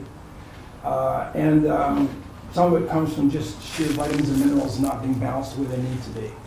And that if we look at improving diet, which I'm going to talk about here specifically what to do, I'm going to show you specifically what to do in terms of vitamin and mineral balancing. This takes care of a lot of the problems, a lot of behaviors, a lot of people just not having the day that they would like to have. This said, we have to say this, right now, if I put like at the primary, I have this in my mind, I have this primary conditions that cause developmental disabilities and that really keep them alive. I have secondary and tertiary. The primary three that I don't think science and medicine or any of us have got a handle on changing yet are one, circuitry that didn't get developed in early life. Like the first 3 to 4 years of life is really important for our brains. Like by the age of 5 or 6, most gray matters develop. Okay. Now if that doesn't get developed in the early stages for a variety of reasons, and then there are multiple. I'm going to that later, but if it doesn't get developed, then we have circuits that just haven't developed. Now the brain's plastic, so we can do something there, but there is definitely, I would say, from what we see now, lifelong cognitive irregularities that cannot be, kind of at this stage in our supports taken care of. There's certain gut microbes that it seems we can't touch. It seems that the best antibiotics, and by antibiotics will touch a lot of critters in the gut, but spores can't seem to touch. Spores of, which are, kind of microbes ready to kind of hatch. You can't seem to touch that. So we have limitations with what we can do with the gut and the likes of in that regard, okay? And then looking at just, then there is certain ways that food is processed that's also a problem and a concern. That said, when we look at those indicators of, of some of the developmental disabilities, now I'm not talking autism, Down syndrome, fragile X, all of them. When we look at the primaries that we can't do anything about just yet, you look at the secondaries, and I'm going to expose this kind of this graph to you near our end of our course. But the secondaries are just, 3 to 4 times what we have in the primary ring, and the tertiary, I'm going to go through some of these tertiary today, what we can do through the course. The primary and the secondary is what I bring to this course. We're talking sensory integration, brain coherence, gut health, all of these things, okay? And there's about a dozen things we can impact. And after working with, hundreds of people with, agitation, anger, and aggression tendencies, I'll share this with you, that the vast majority of these people's agitation, anger, and aggression can be, totally neutralized, and people can grow into living to their fullest potential if we just take care of these secondary and tertiary issues. It's so encouraging. It's so encouraging. What we are often ABAing and treating and whatnot are these secondary and tertiary items. Because I've just seen too many folks who get, these 6 or 8, 10 things we're doing here, and whose agitation, anger, aggression just goes away, and they start to live happy lives. So, is it everybody? No, it's not everybody. But I would say this, the majority of people who I am asked to consult with, and have for 20 years, when we take care of these secondaries and tertiary items, they live lives to their fullest potential. We have this tendency to think, oh yes, developmental disability, this is what goes with the territory, and it doesn't always go with the territory. Yes, for some, but until we deal with eliminating some of these other issues and working with proper sensory diet and proper gut health and the cardio for coherence and all those things we're going to talk about in the course, until we know that, we can't say to anybody that we've seen their potential. maybe heard me make the statement the first day. If you didn't, this should go in your notes. Look at someone's best behavior, and you're looking at their minimal potential. Their best behavior you're seeing, that's their minimum potential, when we get it right. Okay, so let's just talk then about border challenges and kind of where we can go with looking at the gut and the gut health, okay? So digestive systems of a lot of the people who we support is vulnerable. It's vulnerable. It's vulnerable for a number of reasons. One of the main reasons is because the microbes that are in the gut are often just not conducive to helping this individual live kind of the life that they want to live. And it promotes behaviors that are just not constructive, right? So we get discomforts, we get toxins, we get problematic behaviors kind of created by these microbes that contribute to this, the organized unsettledness and anxiety and fear. And you know, I've said this before, what happens when we have anxiety and fear, we're always going to get agitation, anger, and aggression. So the cell health then throughout the body is the foundation for a healthy mind and certainly, a healthy life, right? This statement was made once before. You may hear it 2 more times because it's so important. Speaking from someone who we're supporting, they're saying, even though I don't control them, most of my behavioral symptoms are messages to you. My nervous system is asking you for certain kinds of support to have its specific needs met. Please listen to what it is doing. If you don't, I can't stop it from becoming anxious and frightened. And the main way that it has learned to calm its fears is to get irritated, angry, and even aggressive. I hate when it does that, but the calm that follows my aggression makes me feel normal again. Please help me find a better way. This next graphic that you've got, it's just, you've seen this before, but it's kind of my overall piece. A lot of this has come from Harvard's research and certainly others, the Center for Discovery's research. But the fundamental understanding of, of behaviors, so to speak, from my kind of background is the sources look like this: unmet psychosocial, neurosocial needs. Here they are all down the bottom. Lack of sensory integration. These are what we cover in the course. Energy imbalance. The mood, certainly. Meaningful, lonely days. Gastrointestinal problems. These are the unmet needs. When we don't have it, we have body, brain, and energy chaos and confusion. Anytime we as an organism get confused or we have chaos, we're going to get anxiety. That's how the nervous system is designed in everybody. Because we wouldn't stay alive if it didn't. It's doing its job to get us anxious when these needs are not met. Everyone in this room right now, all of these needs are being met at this moment. Otherwise, you're freaking out, right? So, in order to work with that, either we come back upstream and the needs get met, or else individuals have learned how to get themselves through this anxiety by aggressing. And then we go to calm. Once the nervous system is aggressed, it's done its job. So it stops pumping even cortisol in for a short while because it's done its job, right? But we've got relative calm at incredible cost. And we're not really getting back. Here we might, kind of find some ways to consequence, or hopefully we're teaching people how to kind of behave differently in next circumstances. There is a place for that. There is a place for some incentives and consequences and the likes of that to kind of manage behavior. For sure there is. But to be relying on it totally as our way that we're going to help people with agitation, anger, and aggression is just so incomplete. It's just so incomplete, and we know that. So, why are they vulnerable then? Poor diet, including sugar, which you just saw, inevitably leads to GI health problems, for sure. Good balanced meals do not necessarily result in good nutritional health, though. This is really, really important. Proper chewing is essential. One of the number one reasons as to why we have problems with gut, in addition to the, to the flora that's there that's not healthy, is because the foods must be broken down. It's a digestive system, and it starts in the mouth. That system starts in the mouth, right? And so we have to chew properly in order to alert the gut that food's coming in, put the proper digestive enzymes, activate those, and facilitate pain-free swallowing. And a lot of folks that we support are not chewing proper. At this time, given time, you can do this for homework. Go back and take some raw carrots, chew some, get a mouthful, and then put your fingers in your ears.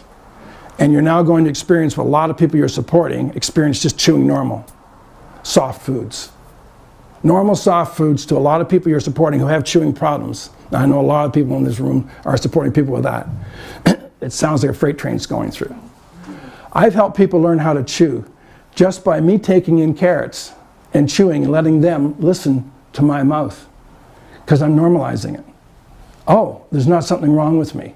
And they could go for years thinking there's something wrong with them because it's so loud and so, you know, just turn your speakers up on your stereo or whatever as loud as you can, and you know what some of these people are doing. The sensory, when I take you through the sensory piece in 2 weeks, it's going to blow your mind. You say, I can't believe this.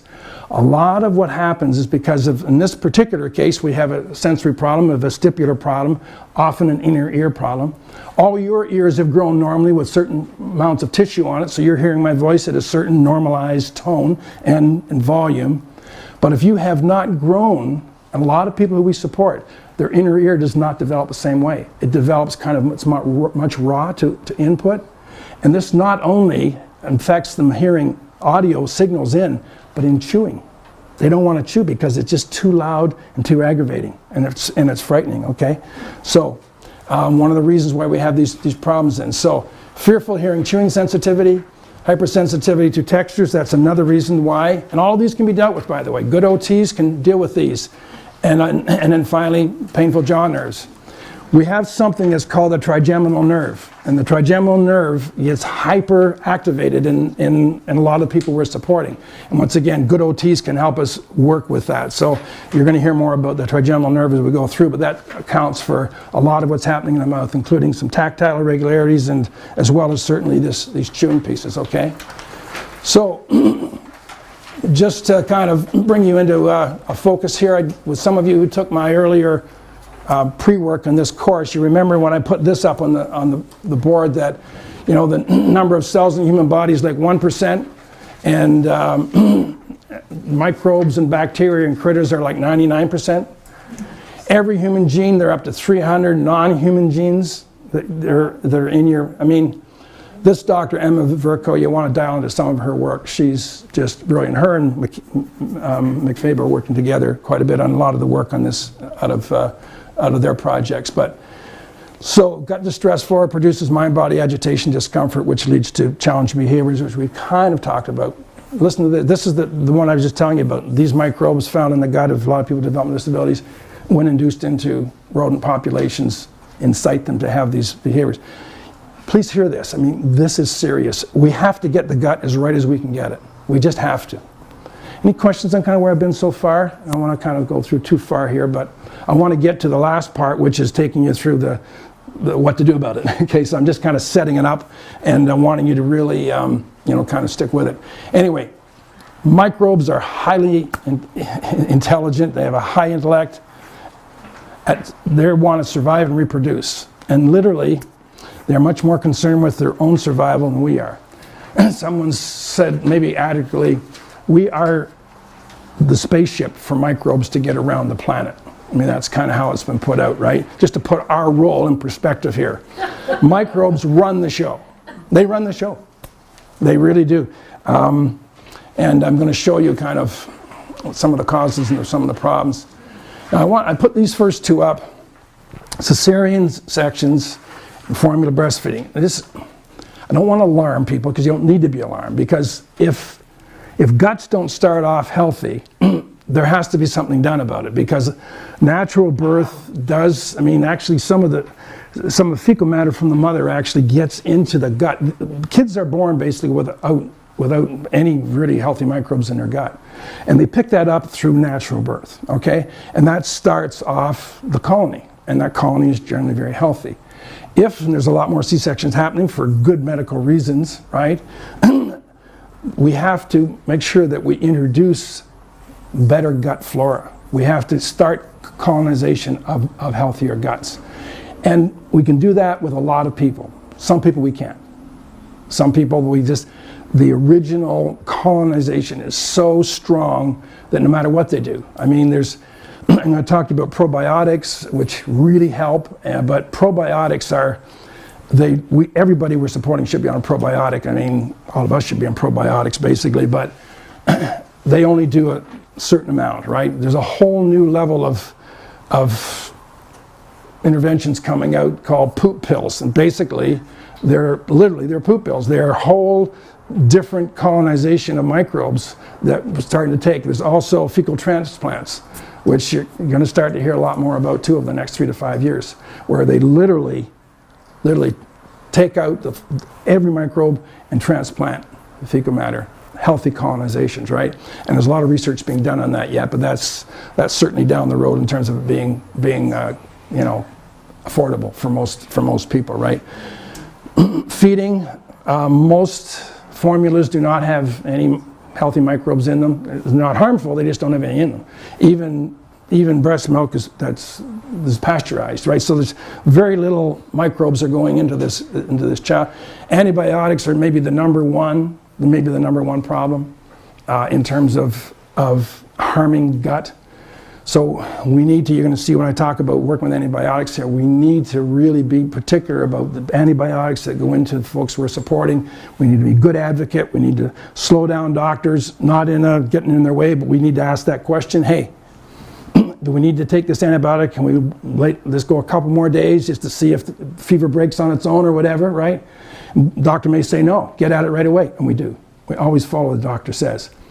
But a lot of doctors will cover their butt with another level of antibiotics, and maybe there's a little bit of wiggle room there, right? So we're always looking to be good advocates because antibiotics are just wiping out cultures like massively. And what happens is because of the system I talked about earlier, with that cortisol being neutralized by amino acids that should be going into digesting food and in the immune system, a lot of the people we support have a much higher level of incidence of sickness because of that, and therefore they get more antibiotics. Can you see the vicious cycle of that?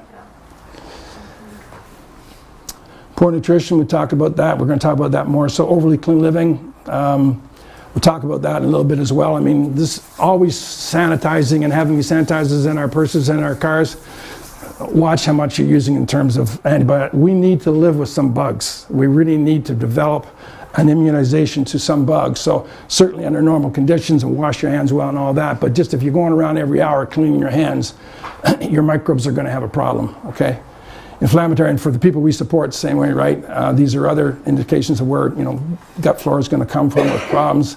Certainly diabetes, and as I said before, the agitation, anger, and aggression comes from anxiety.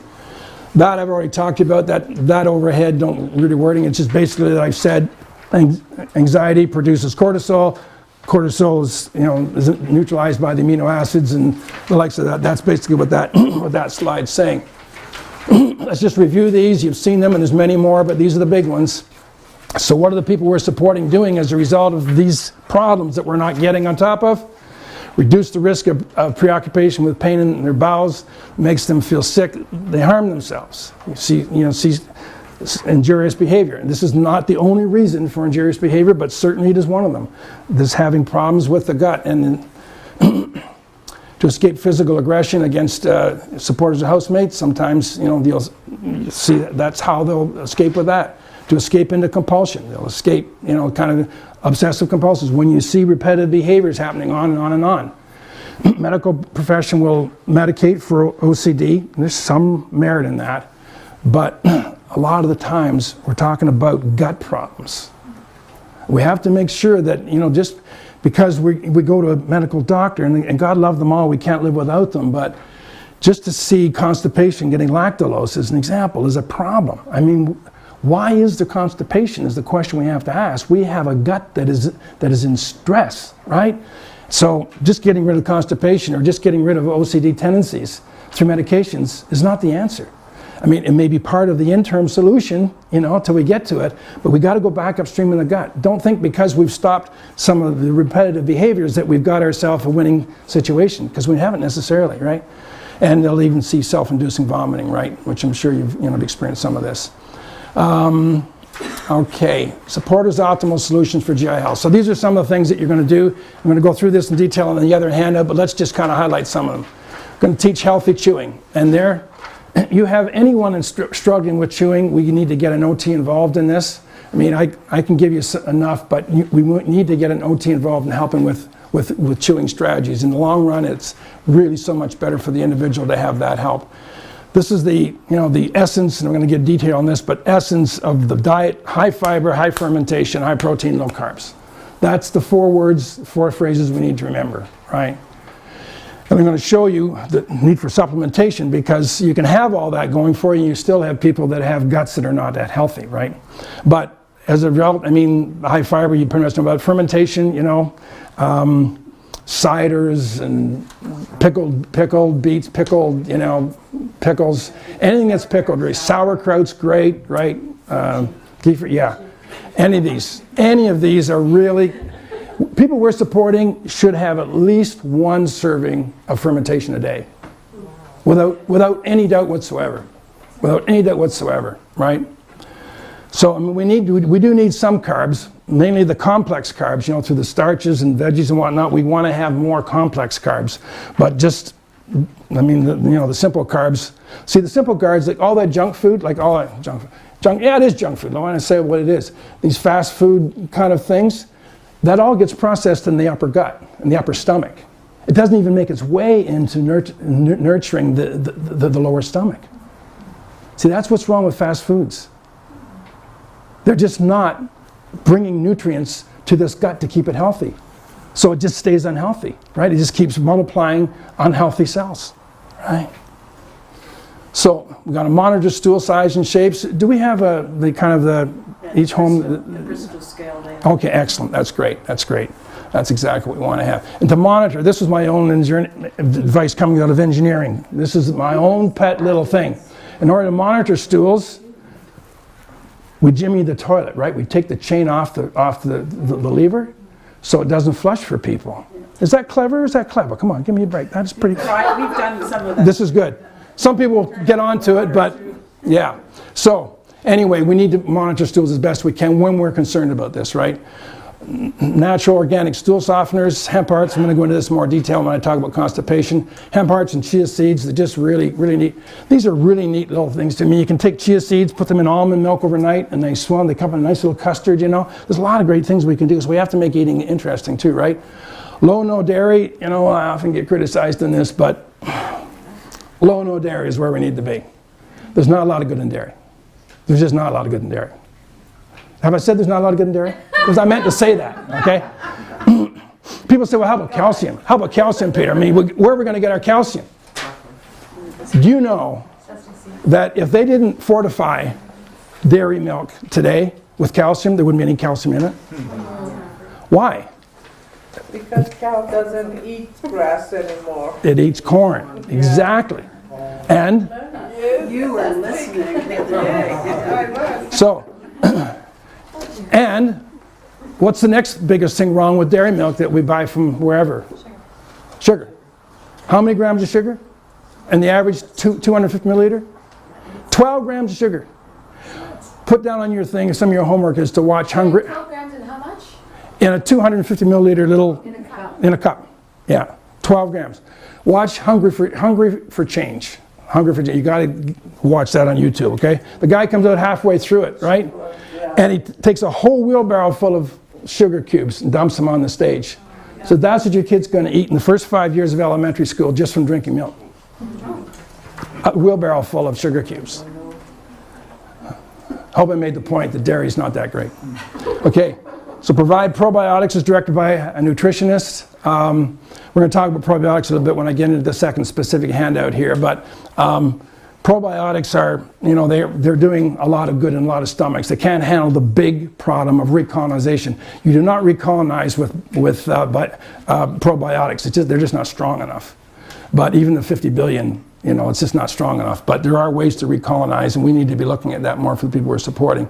And then, we're going to look at these, the supplements that I'm going to kind of show you right now. Physical exercise, I just can't tell you. Every week I stand up here, you're going to hear more about physical exercise. This physical exercise is like how we really metabolize and how we get all this foods going and the nutrients that go through it, right? There's a diet on pages 44 and 45 in your book. Just look at that now, would you, just in your book? I just want to talk about it for a second, okay?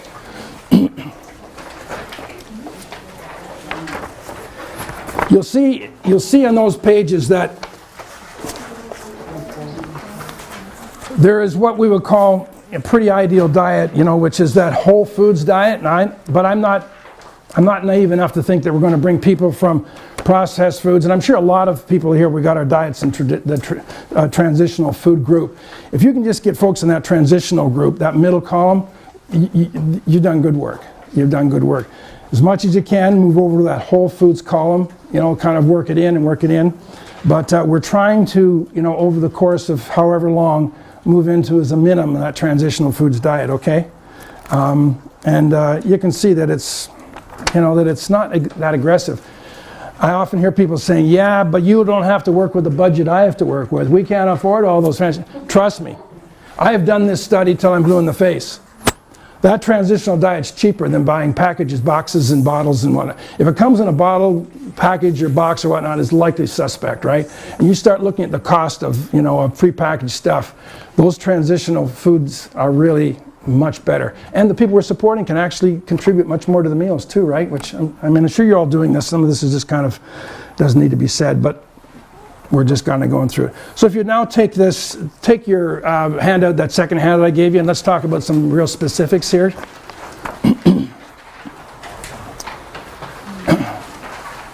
So cell repair and gut, physical and brain health, kind of the big piece. I mentioned all of these because it's dependent a lot on the gut.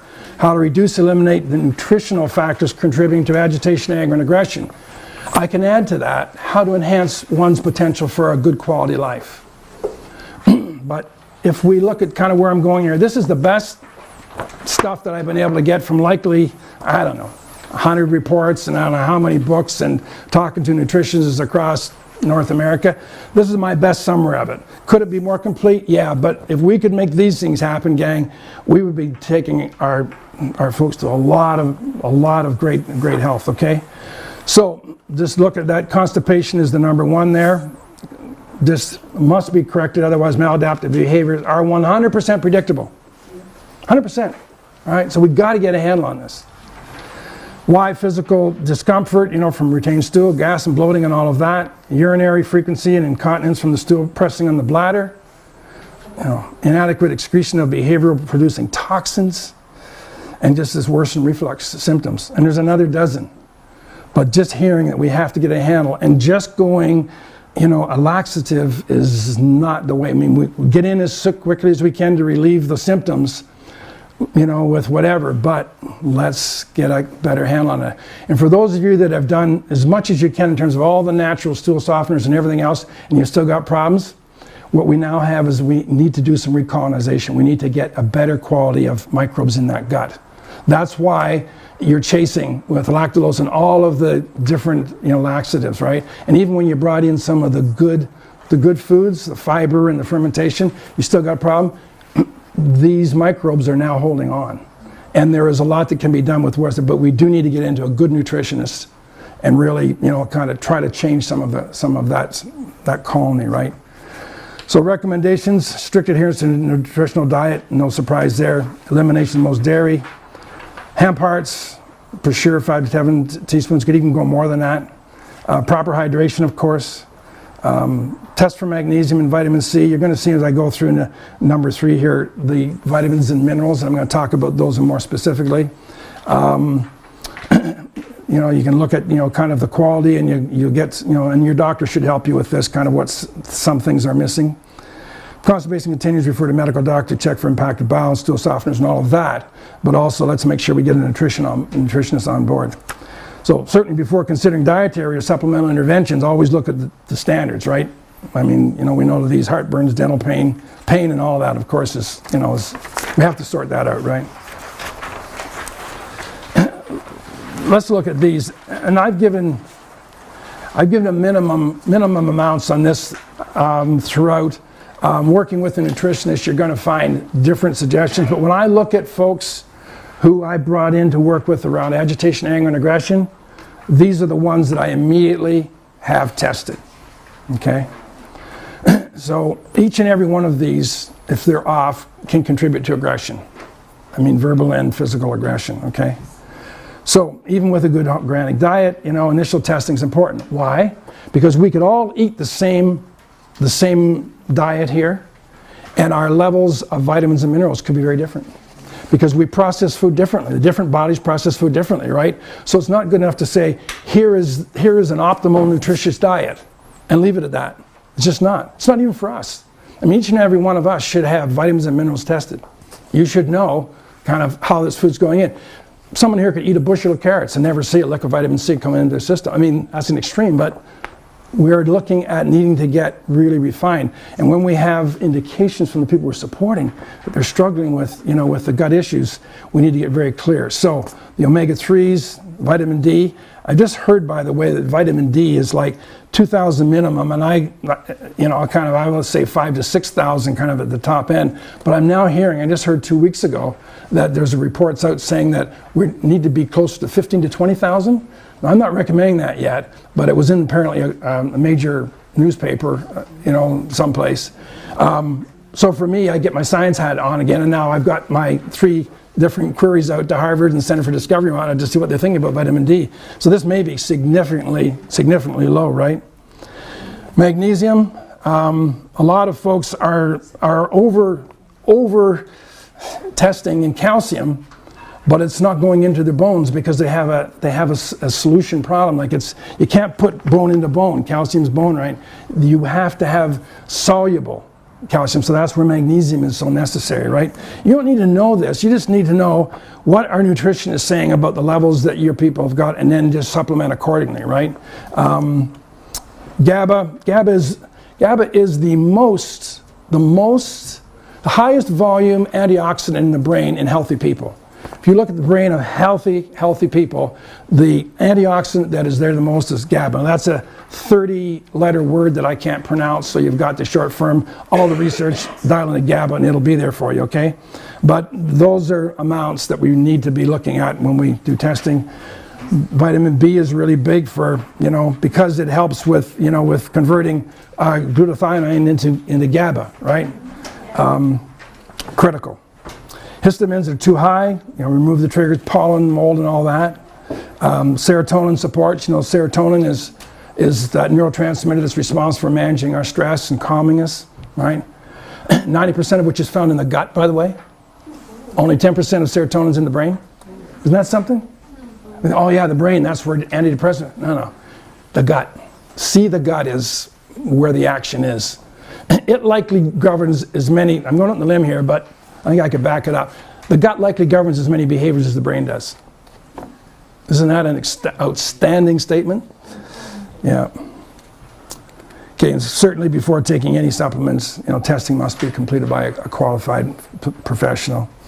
These are the 4 main ways for testing. I like acupressure points the best. You can't get a lot of people doing this, but if you can find an MD or a doctor of acupuncture, if they've got into this testing, they've got premier technology. It's really a beautiful thing. Totally non-invasive. They just kind of put, they just test electrical potentials in your toes and your fingers. It's really, they can tell you if T4 is out of line in the back just by looking at your fingers, and it's amazing. Yeah, really, really great technology. Not a lot of it has come from Germany yet. It's started in Germany. Not a lot has come over to Canada. There's a few people. AccuCell is Dr. Ron Roth out of Hamilton. Has got a good site called AccuCell, and he does this or has done this. I think he's getting a retirement. But hair analysis is really good, and you can go through OHIP for that. Hair analysis, that's the workhorse of naturopaths. And I believe from what I've read, hair analysis is better for mineral testing than blood is. Blood's come a long way, but still. And then blood analysis, of course, is the tried and true, which has come a long, long way. There is, not to plug anybody, and this is immorally expensive, but I'm going to mention it anyway because I've had a lot of people get some good results from it. So there's the Rexall Pharmacy folks have got something called Hemocode. I don't know if you've heard of this or not. But I mean, it's like for the full test, I mean, you're going to get allergies, you're going to get vitamins and minerals that need to be supplemented. You don't need to buy from them. It just kind of, this is the report that comes back.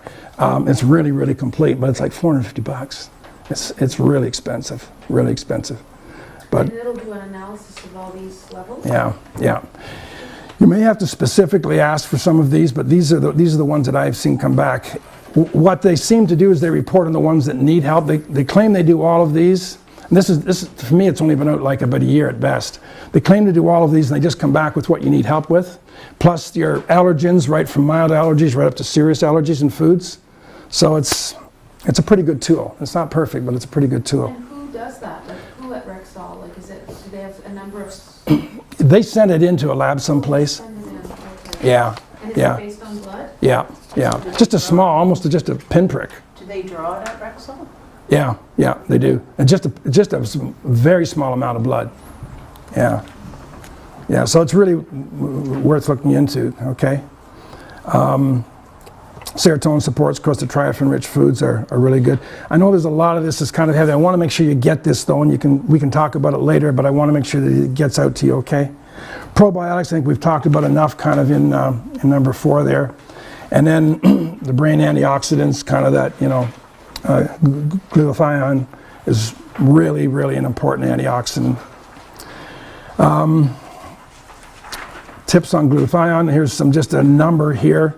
I don't know. Some people take supplements in this. I don't. I know a number of people who do. Some people that are in the field. I do take on the next page. You've got milk thistle.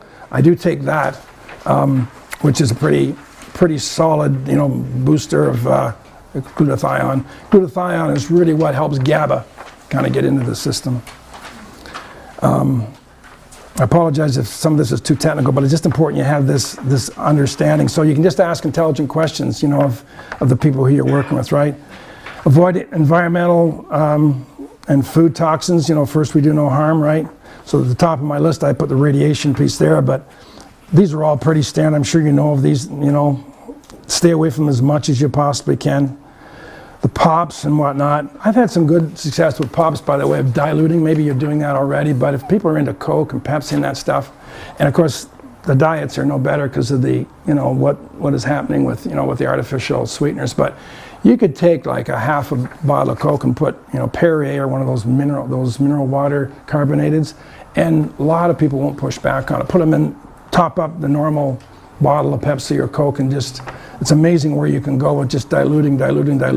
I've had people get down to 20% and still happy with it, and they were on like 6 bottles like a day, right? And literally, just diluting it to 20%, you've just eliminated, like 80% of that sugar diet, right? And I wonder if you could even do it with fizzy water, so that if they like the bubbles.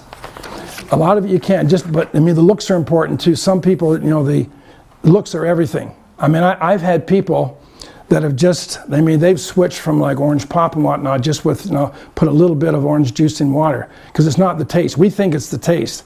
We have to do an awful lot of rethinking about the way we think. Like, oh yeah, they want sweetness, they want this. You start looking at sense doors very differently, because people who are on the spectrum, they're splitters, like we're chunkers. We collect data and that goes in, oh, that's a door, and I know it opens, I know it locks. Just seeing the door, that's what my brain does, it clumps. But for people who we support, they're splitters. That's why they've got such a beautiful access to raw data. That's why they're so beautiful in the little minutiae of things, little, and this is how their sense stores works, right? So we can take advantage of that, right? Just color, that's all they're interested in. Not interested in a full fizzy color, taste, all that. They just, look for the senses that are really being promoted by that, right? Okay, so what else do we need to look at here? Please, let's do some questions, yeah. I'm imagining some of this with folks in my house. And Wonderful. We go to a place of control here, right? Yes. And so, sometimes somebody's Coke for the day or the week or whatever is their kind of pleasure, and there's a part of me that thinks, oh, I don't want to take that away from him. Right. Because he doesn't have a lot of options. I hear that. And so that's kind of where I'm going in my head with some of this. And well, you should. I so support that. We have to really modify the right thing to do with what is complementing someone's life as best we possibly can. Yeah. But I believe that we have a responsibility to try to win both sides of that place. And how much it's impacting their world and the world around them. Well, that's right, because we can say they so enjoy that Coke, and then they come back, and staff have got 3 hours worth of doo-doo to handle. Right. you know, that's not, you know, necessarily complementing, because we look at the whole as well as the individual, right? So I say, let's try to take that Coke and put 25% diluted in it to start and see how that goes, right? And kind of, so find ways that we can complement. Yeah.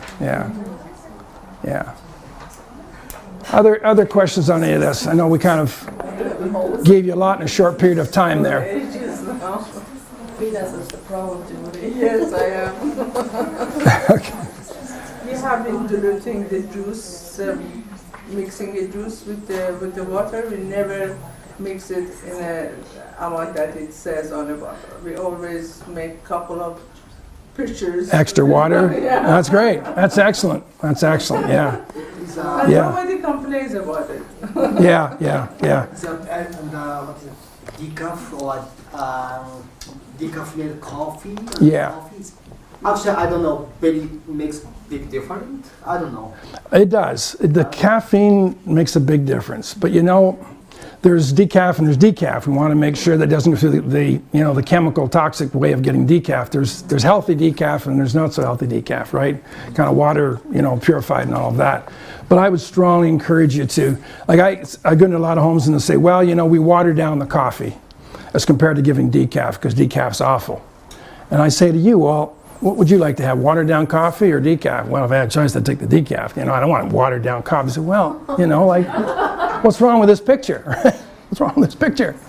I would suggest that, that once again, this goes right back to the point. I mean, people, we want to complement quality of life. And none of us do this perfectly. I mean, we don't exercise as much as we should. We have to really say what is going to complement this person's quality of life. And that's in the immediate and the long term. But we have to find a way to be reasonable and find a way to complement without just getting dead right on this. And it really is dead right, because if you just refine things so much and control things so much, then you're not going to have a life, right? That's not what we're about either. But one thing I'd say to that is you can start and just say, let's take 6 months and wean so-and-so off, off this down to this, try it, right? Just trying it. Because it really is a holistic piece. Any other questions on any of that? I mean, this really starts to work from us, right? Like we gotta get our stuff to shape, and then it's the result, right? But otherwise, yes, we're not gonna follow as an example. we have to lead, don't we? Yeah, it's a great point. I mean, we have to lead with our example, right? Yeah. Throughout the whole piece, we have to lead with example. Yeah. Well, if we don't believe this works, then how can we put it into practice in a house so that, say, a core member who can't really assimilate the thoughts that we're having, he can figure it out? So, Right. Yeah. I mean, if we have a crappy diet, then that's what's going to happen in your house if you're in the system. So. Yes. Yeah, it is.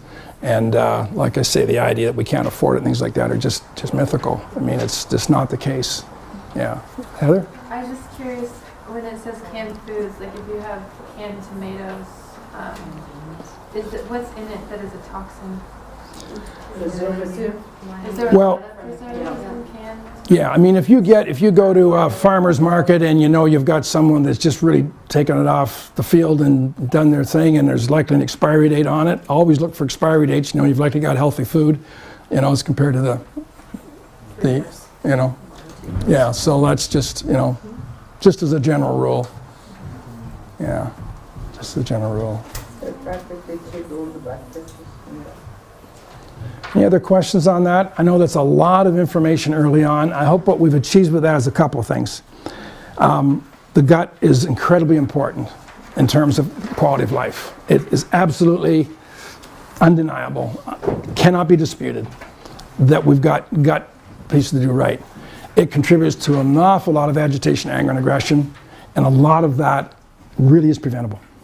It really is preventable, which is really great news, really great news.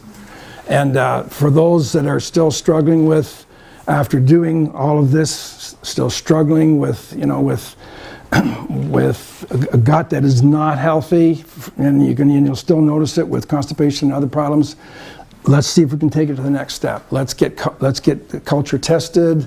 let's take it to the next step of seeing what we can do to. And I said at the beginning, there's some that it doesn't appear as if we can kind of work with right now, but they're minimal in terms of the overall problems that we're having with, with gut health. Okay.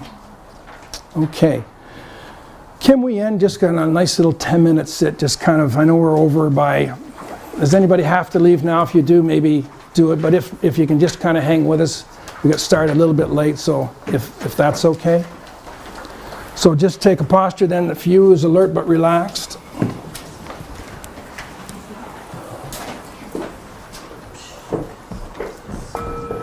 And we start off just listening. So the mind's going to want to continue to kind of digest and sort out, but just listen.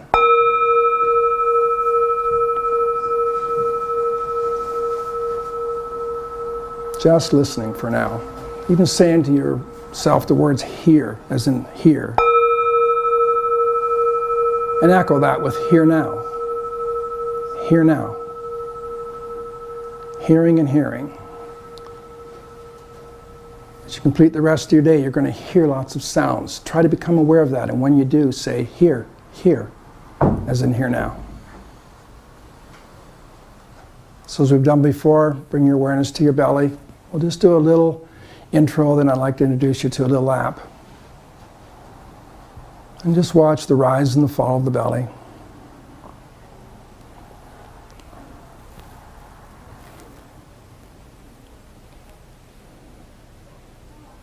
For now, we just keep image and talk, thinking and feelings to the side, in the background.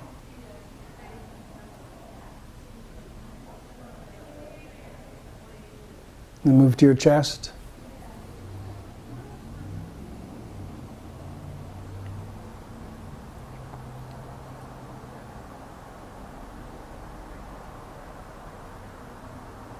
And then to your nostrils.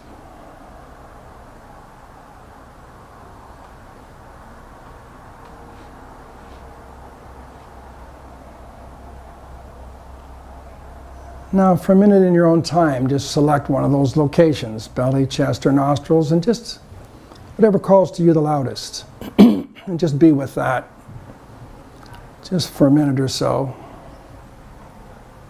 For now, keeping thoughts in the background as best you can.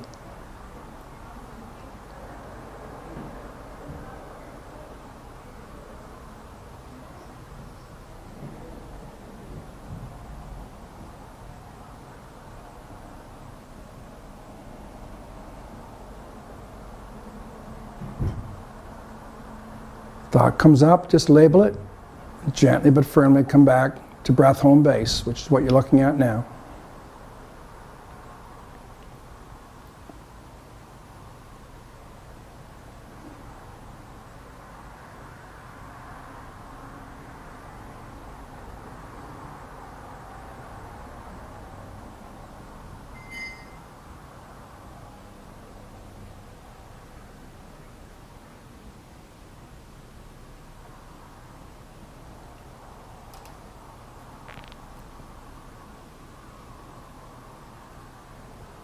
That's good. Now let's move to looking at those image and talk thoughts as they come up. Now you're going to label when they come, and you're just going to watch the form. Not trying to push it away now, but just watching to see what it does. The content's irrelevant. You're just sitting back, and the noticer and observer is watching. Whatever comes up, label. It'll be one of 3 labels to start. Either image, which are the pictures, or it'll be talk, which are the words. Or you may start to notice there's gaps. When there's neither image or talk, just label that none. And just let it go for as long as it wants or as short as it wants.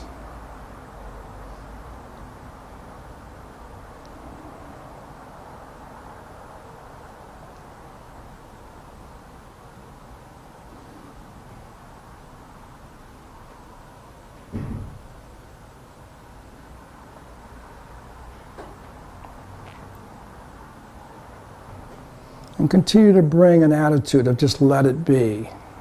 Whatever comes up is okay, regardless of the content. Subjectively, it's all good.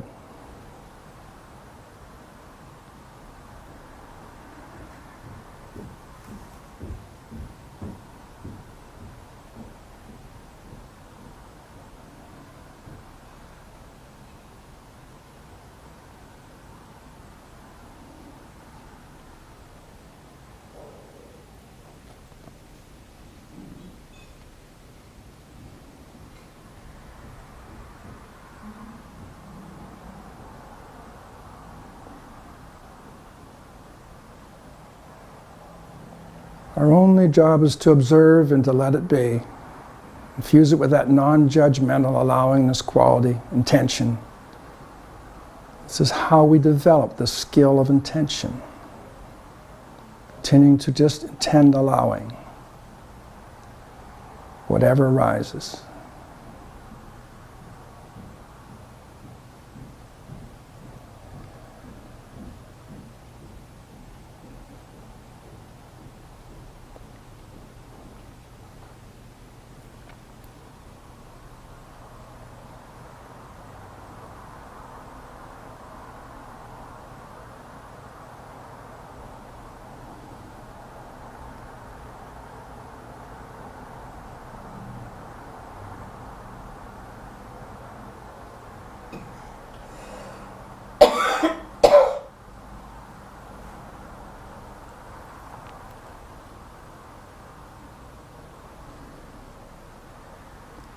That's good. Now leave thinking in the background and just observe your feelings. For some it'll be neutral. Others will have relative calm. Others maybe a little bit of agitation. There's no preference. Whatever you're experiencing, just experience it. Both the emotion and the body sensations that are associated with the emotion. Just as best you can, tie those two together, once again with that allowingness intention.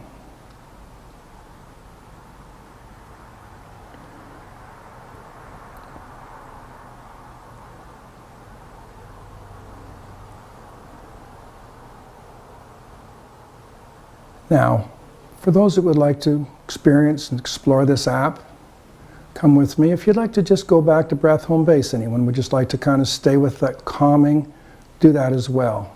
But if you'd like to explore the app, I'd like you now for about the next half minute to intentionally bring in a situation where you feel your filters are inclined to become hijacked, where you're pulled into situations, discussions, feelings,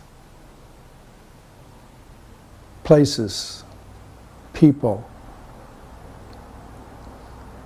Just let your mind bring up those thoughts and those feelings for now.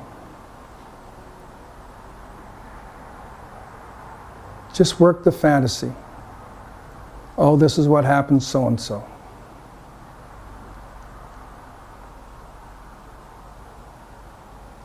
Okay, that should be enough of the sensitizing. Now I'd like you to come back. And I'd like you to just free float through. Are you having body sensations, image and talk thoughts, or feel? So all four are now the domain that your observer is experiencing. Once again, wherever you're pulled, label it. If it's a body sensation, chest, leg, belly, whatever. If image or talk arises, just label that as you've done. And if a feeling or an emotion arises, label that and just watch it. Let it do what it wants to do. If it wants to expand, let it. If it wants to drop off, let it. The observer is just being aware and allowing.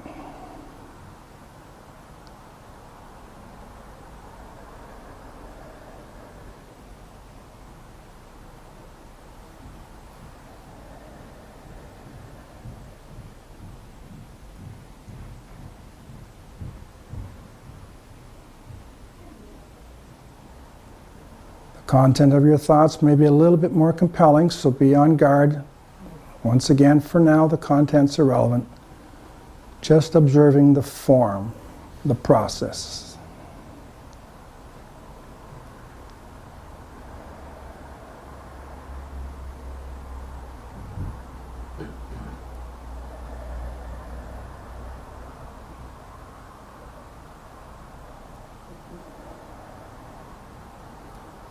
And just for the last minute, renew your resolve to be as aware and allowing as you can. Body, feeling, image, or talk, whatever arises. Make it your friend no matter what.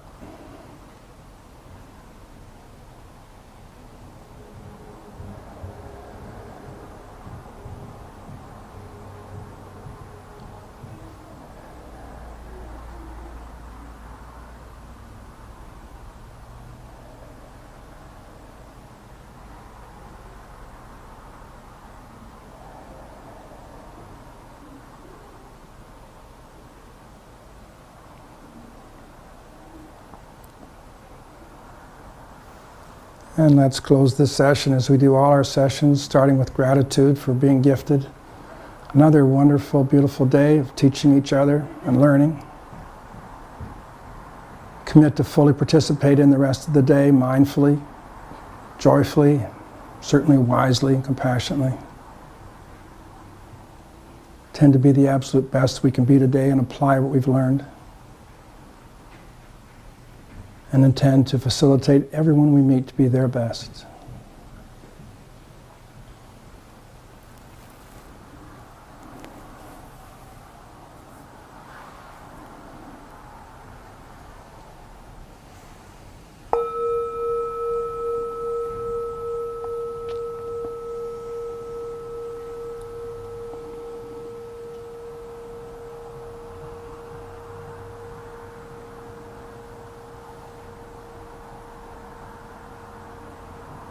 And when you're ready, just mindfully open your eyes and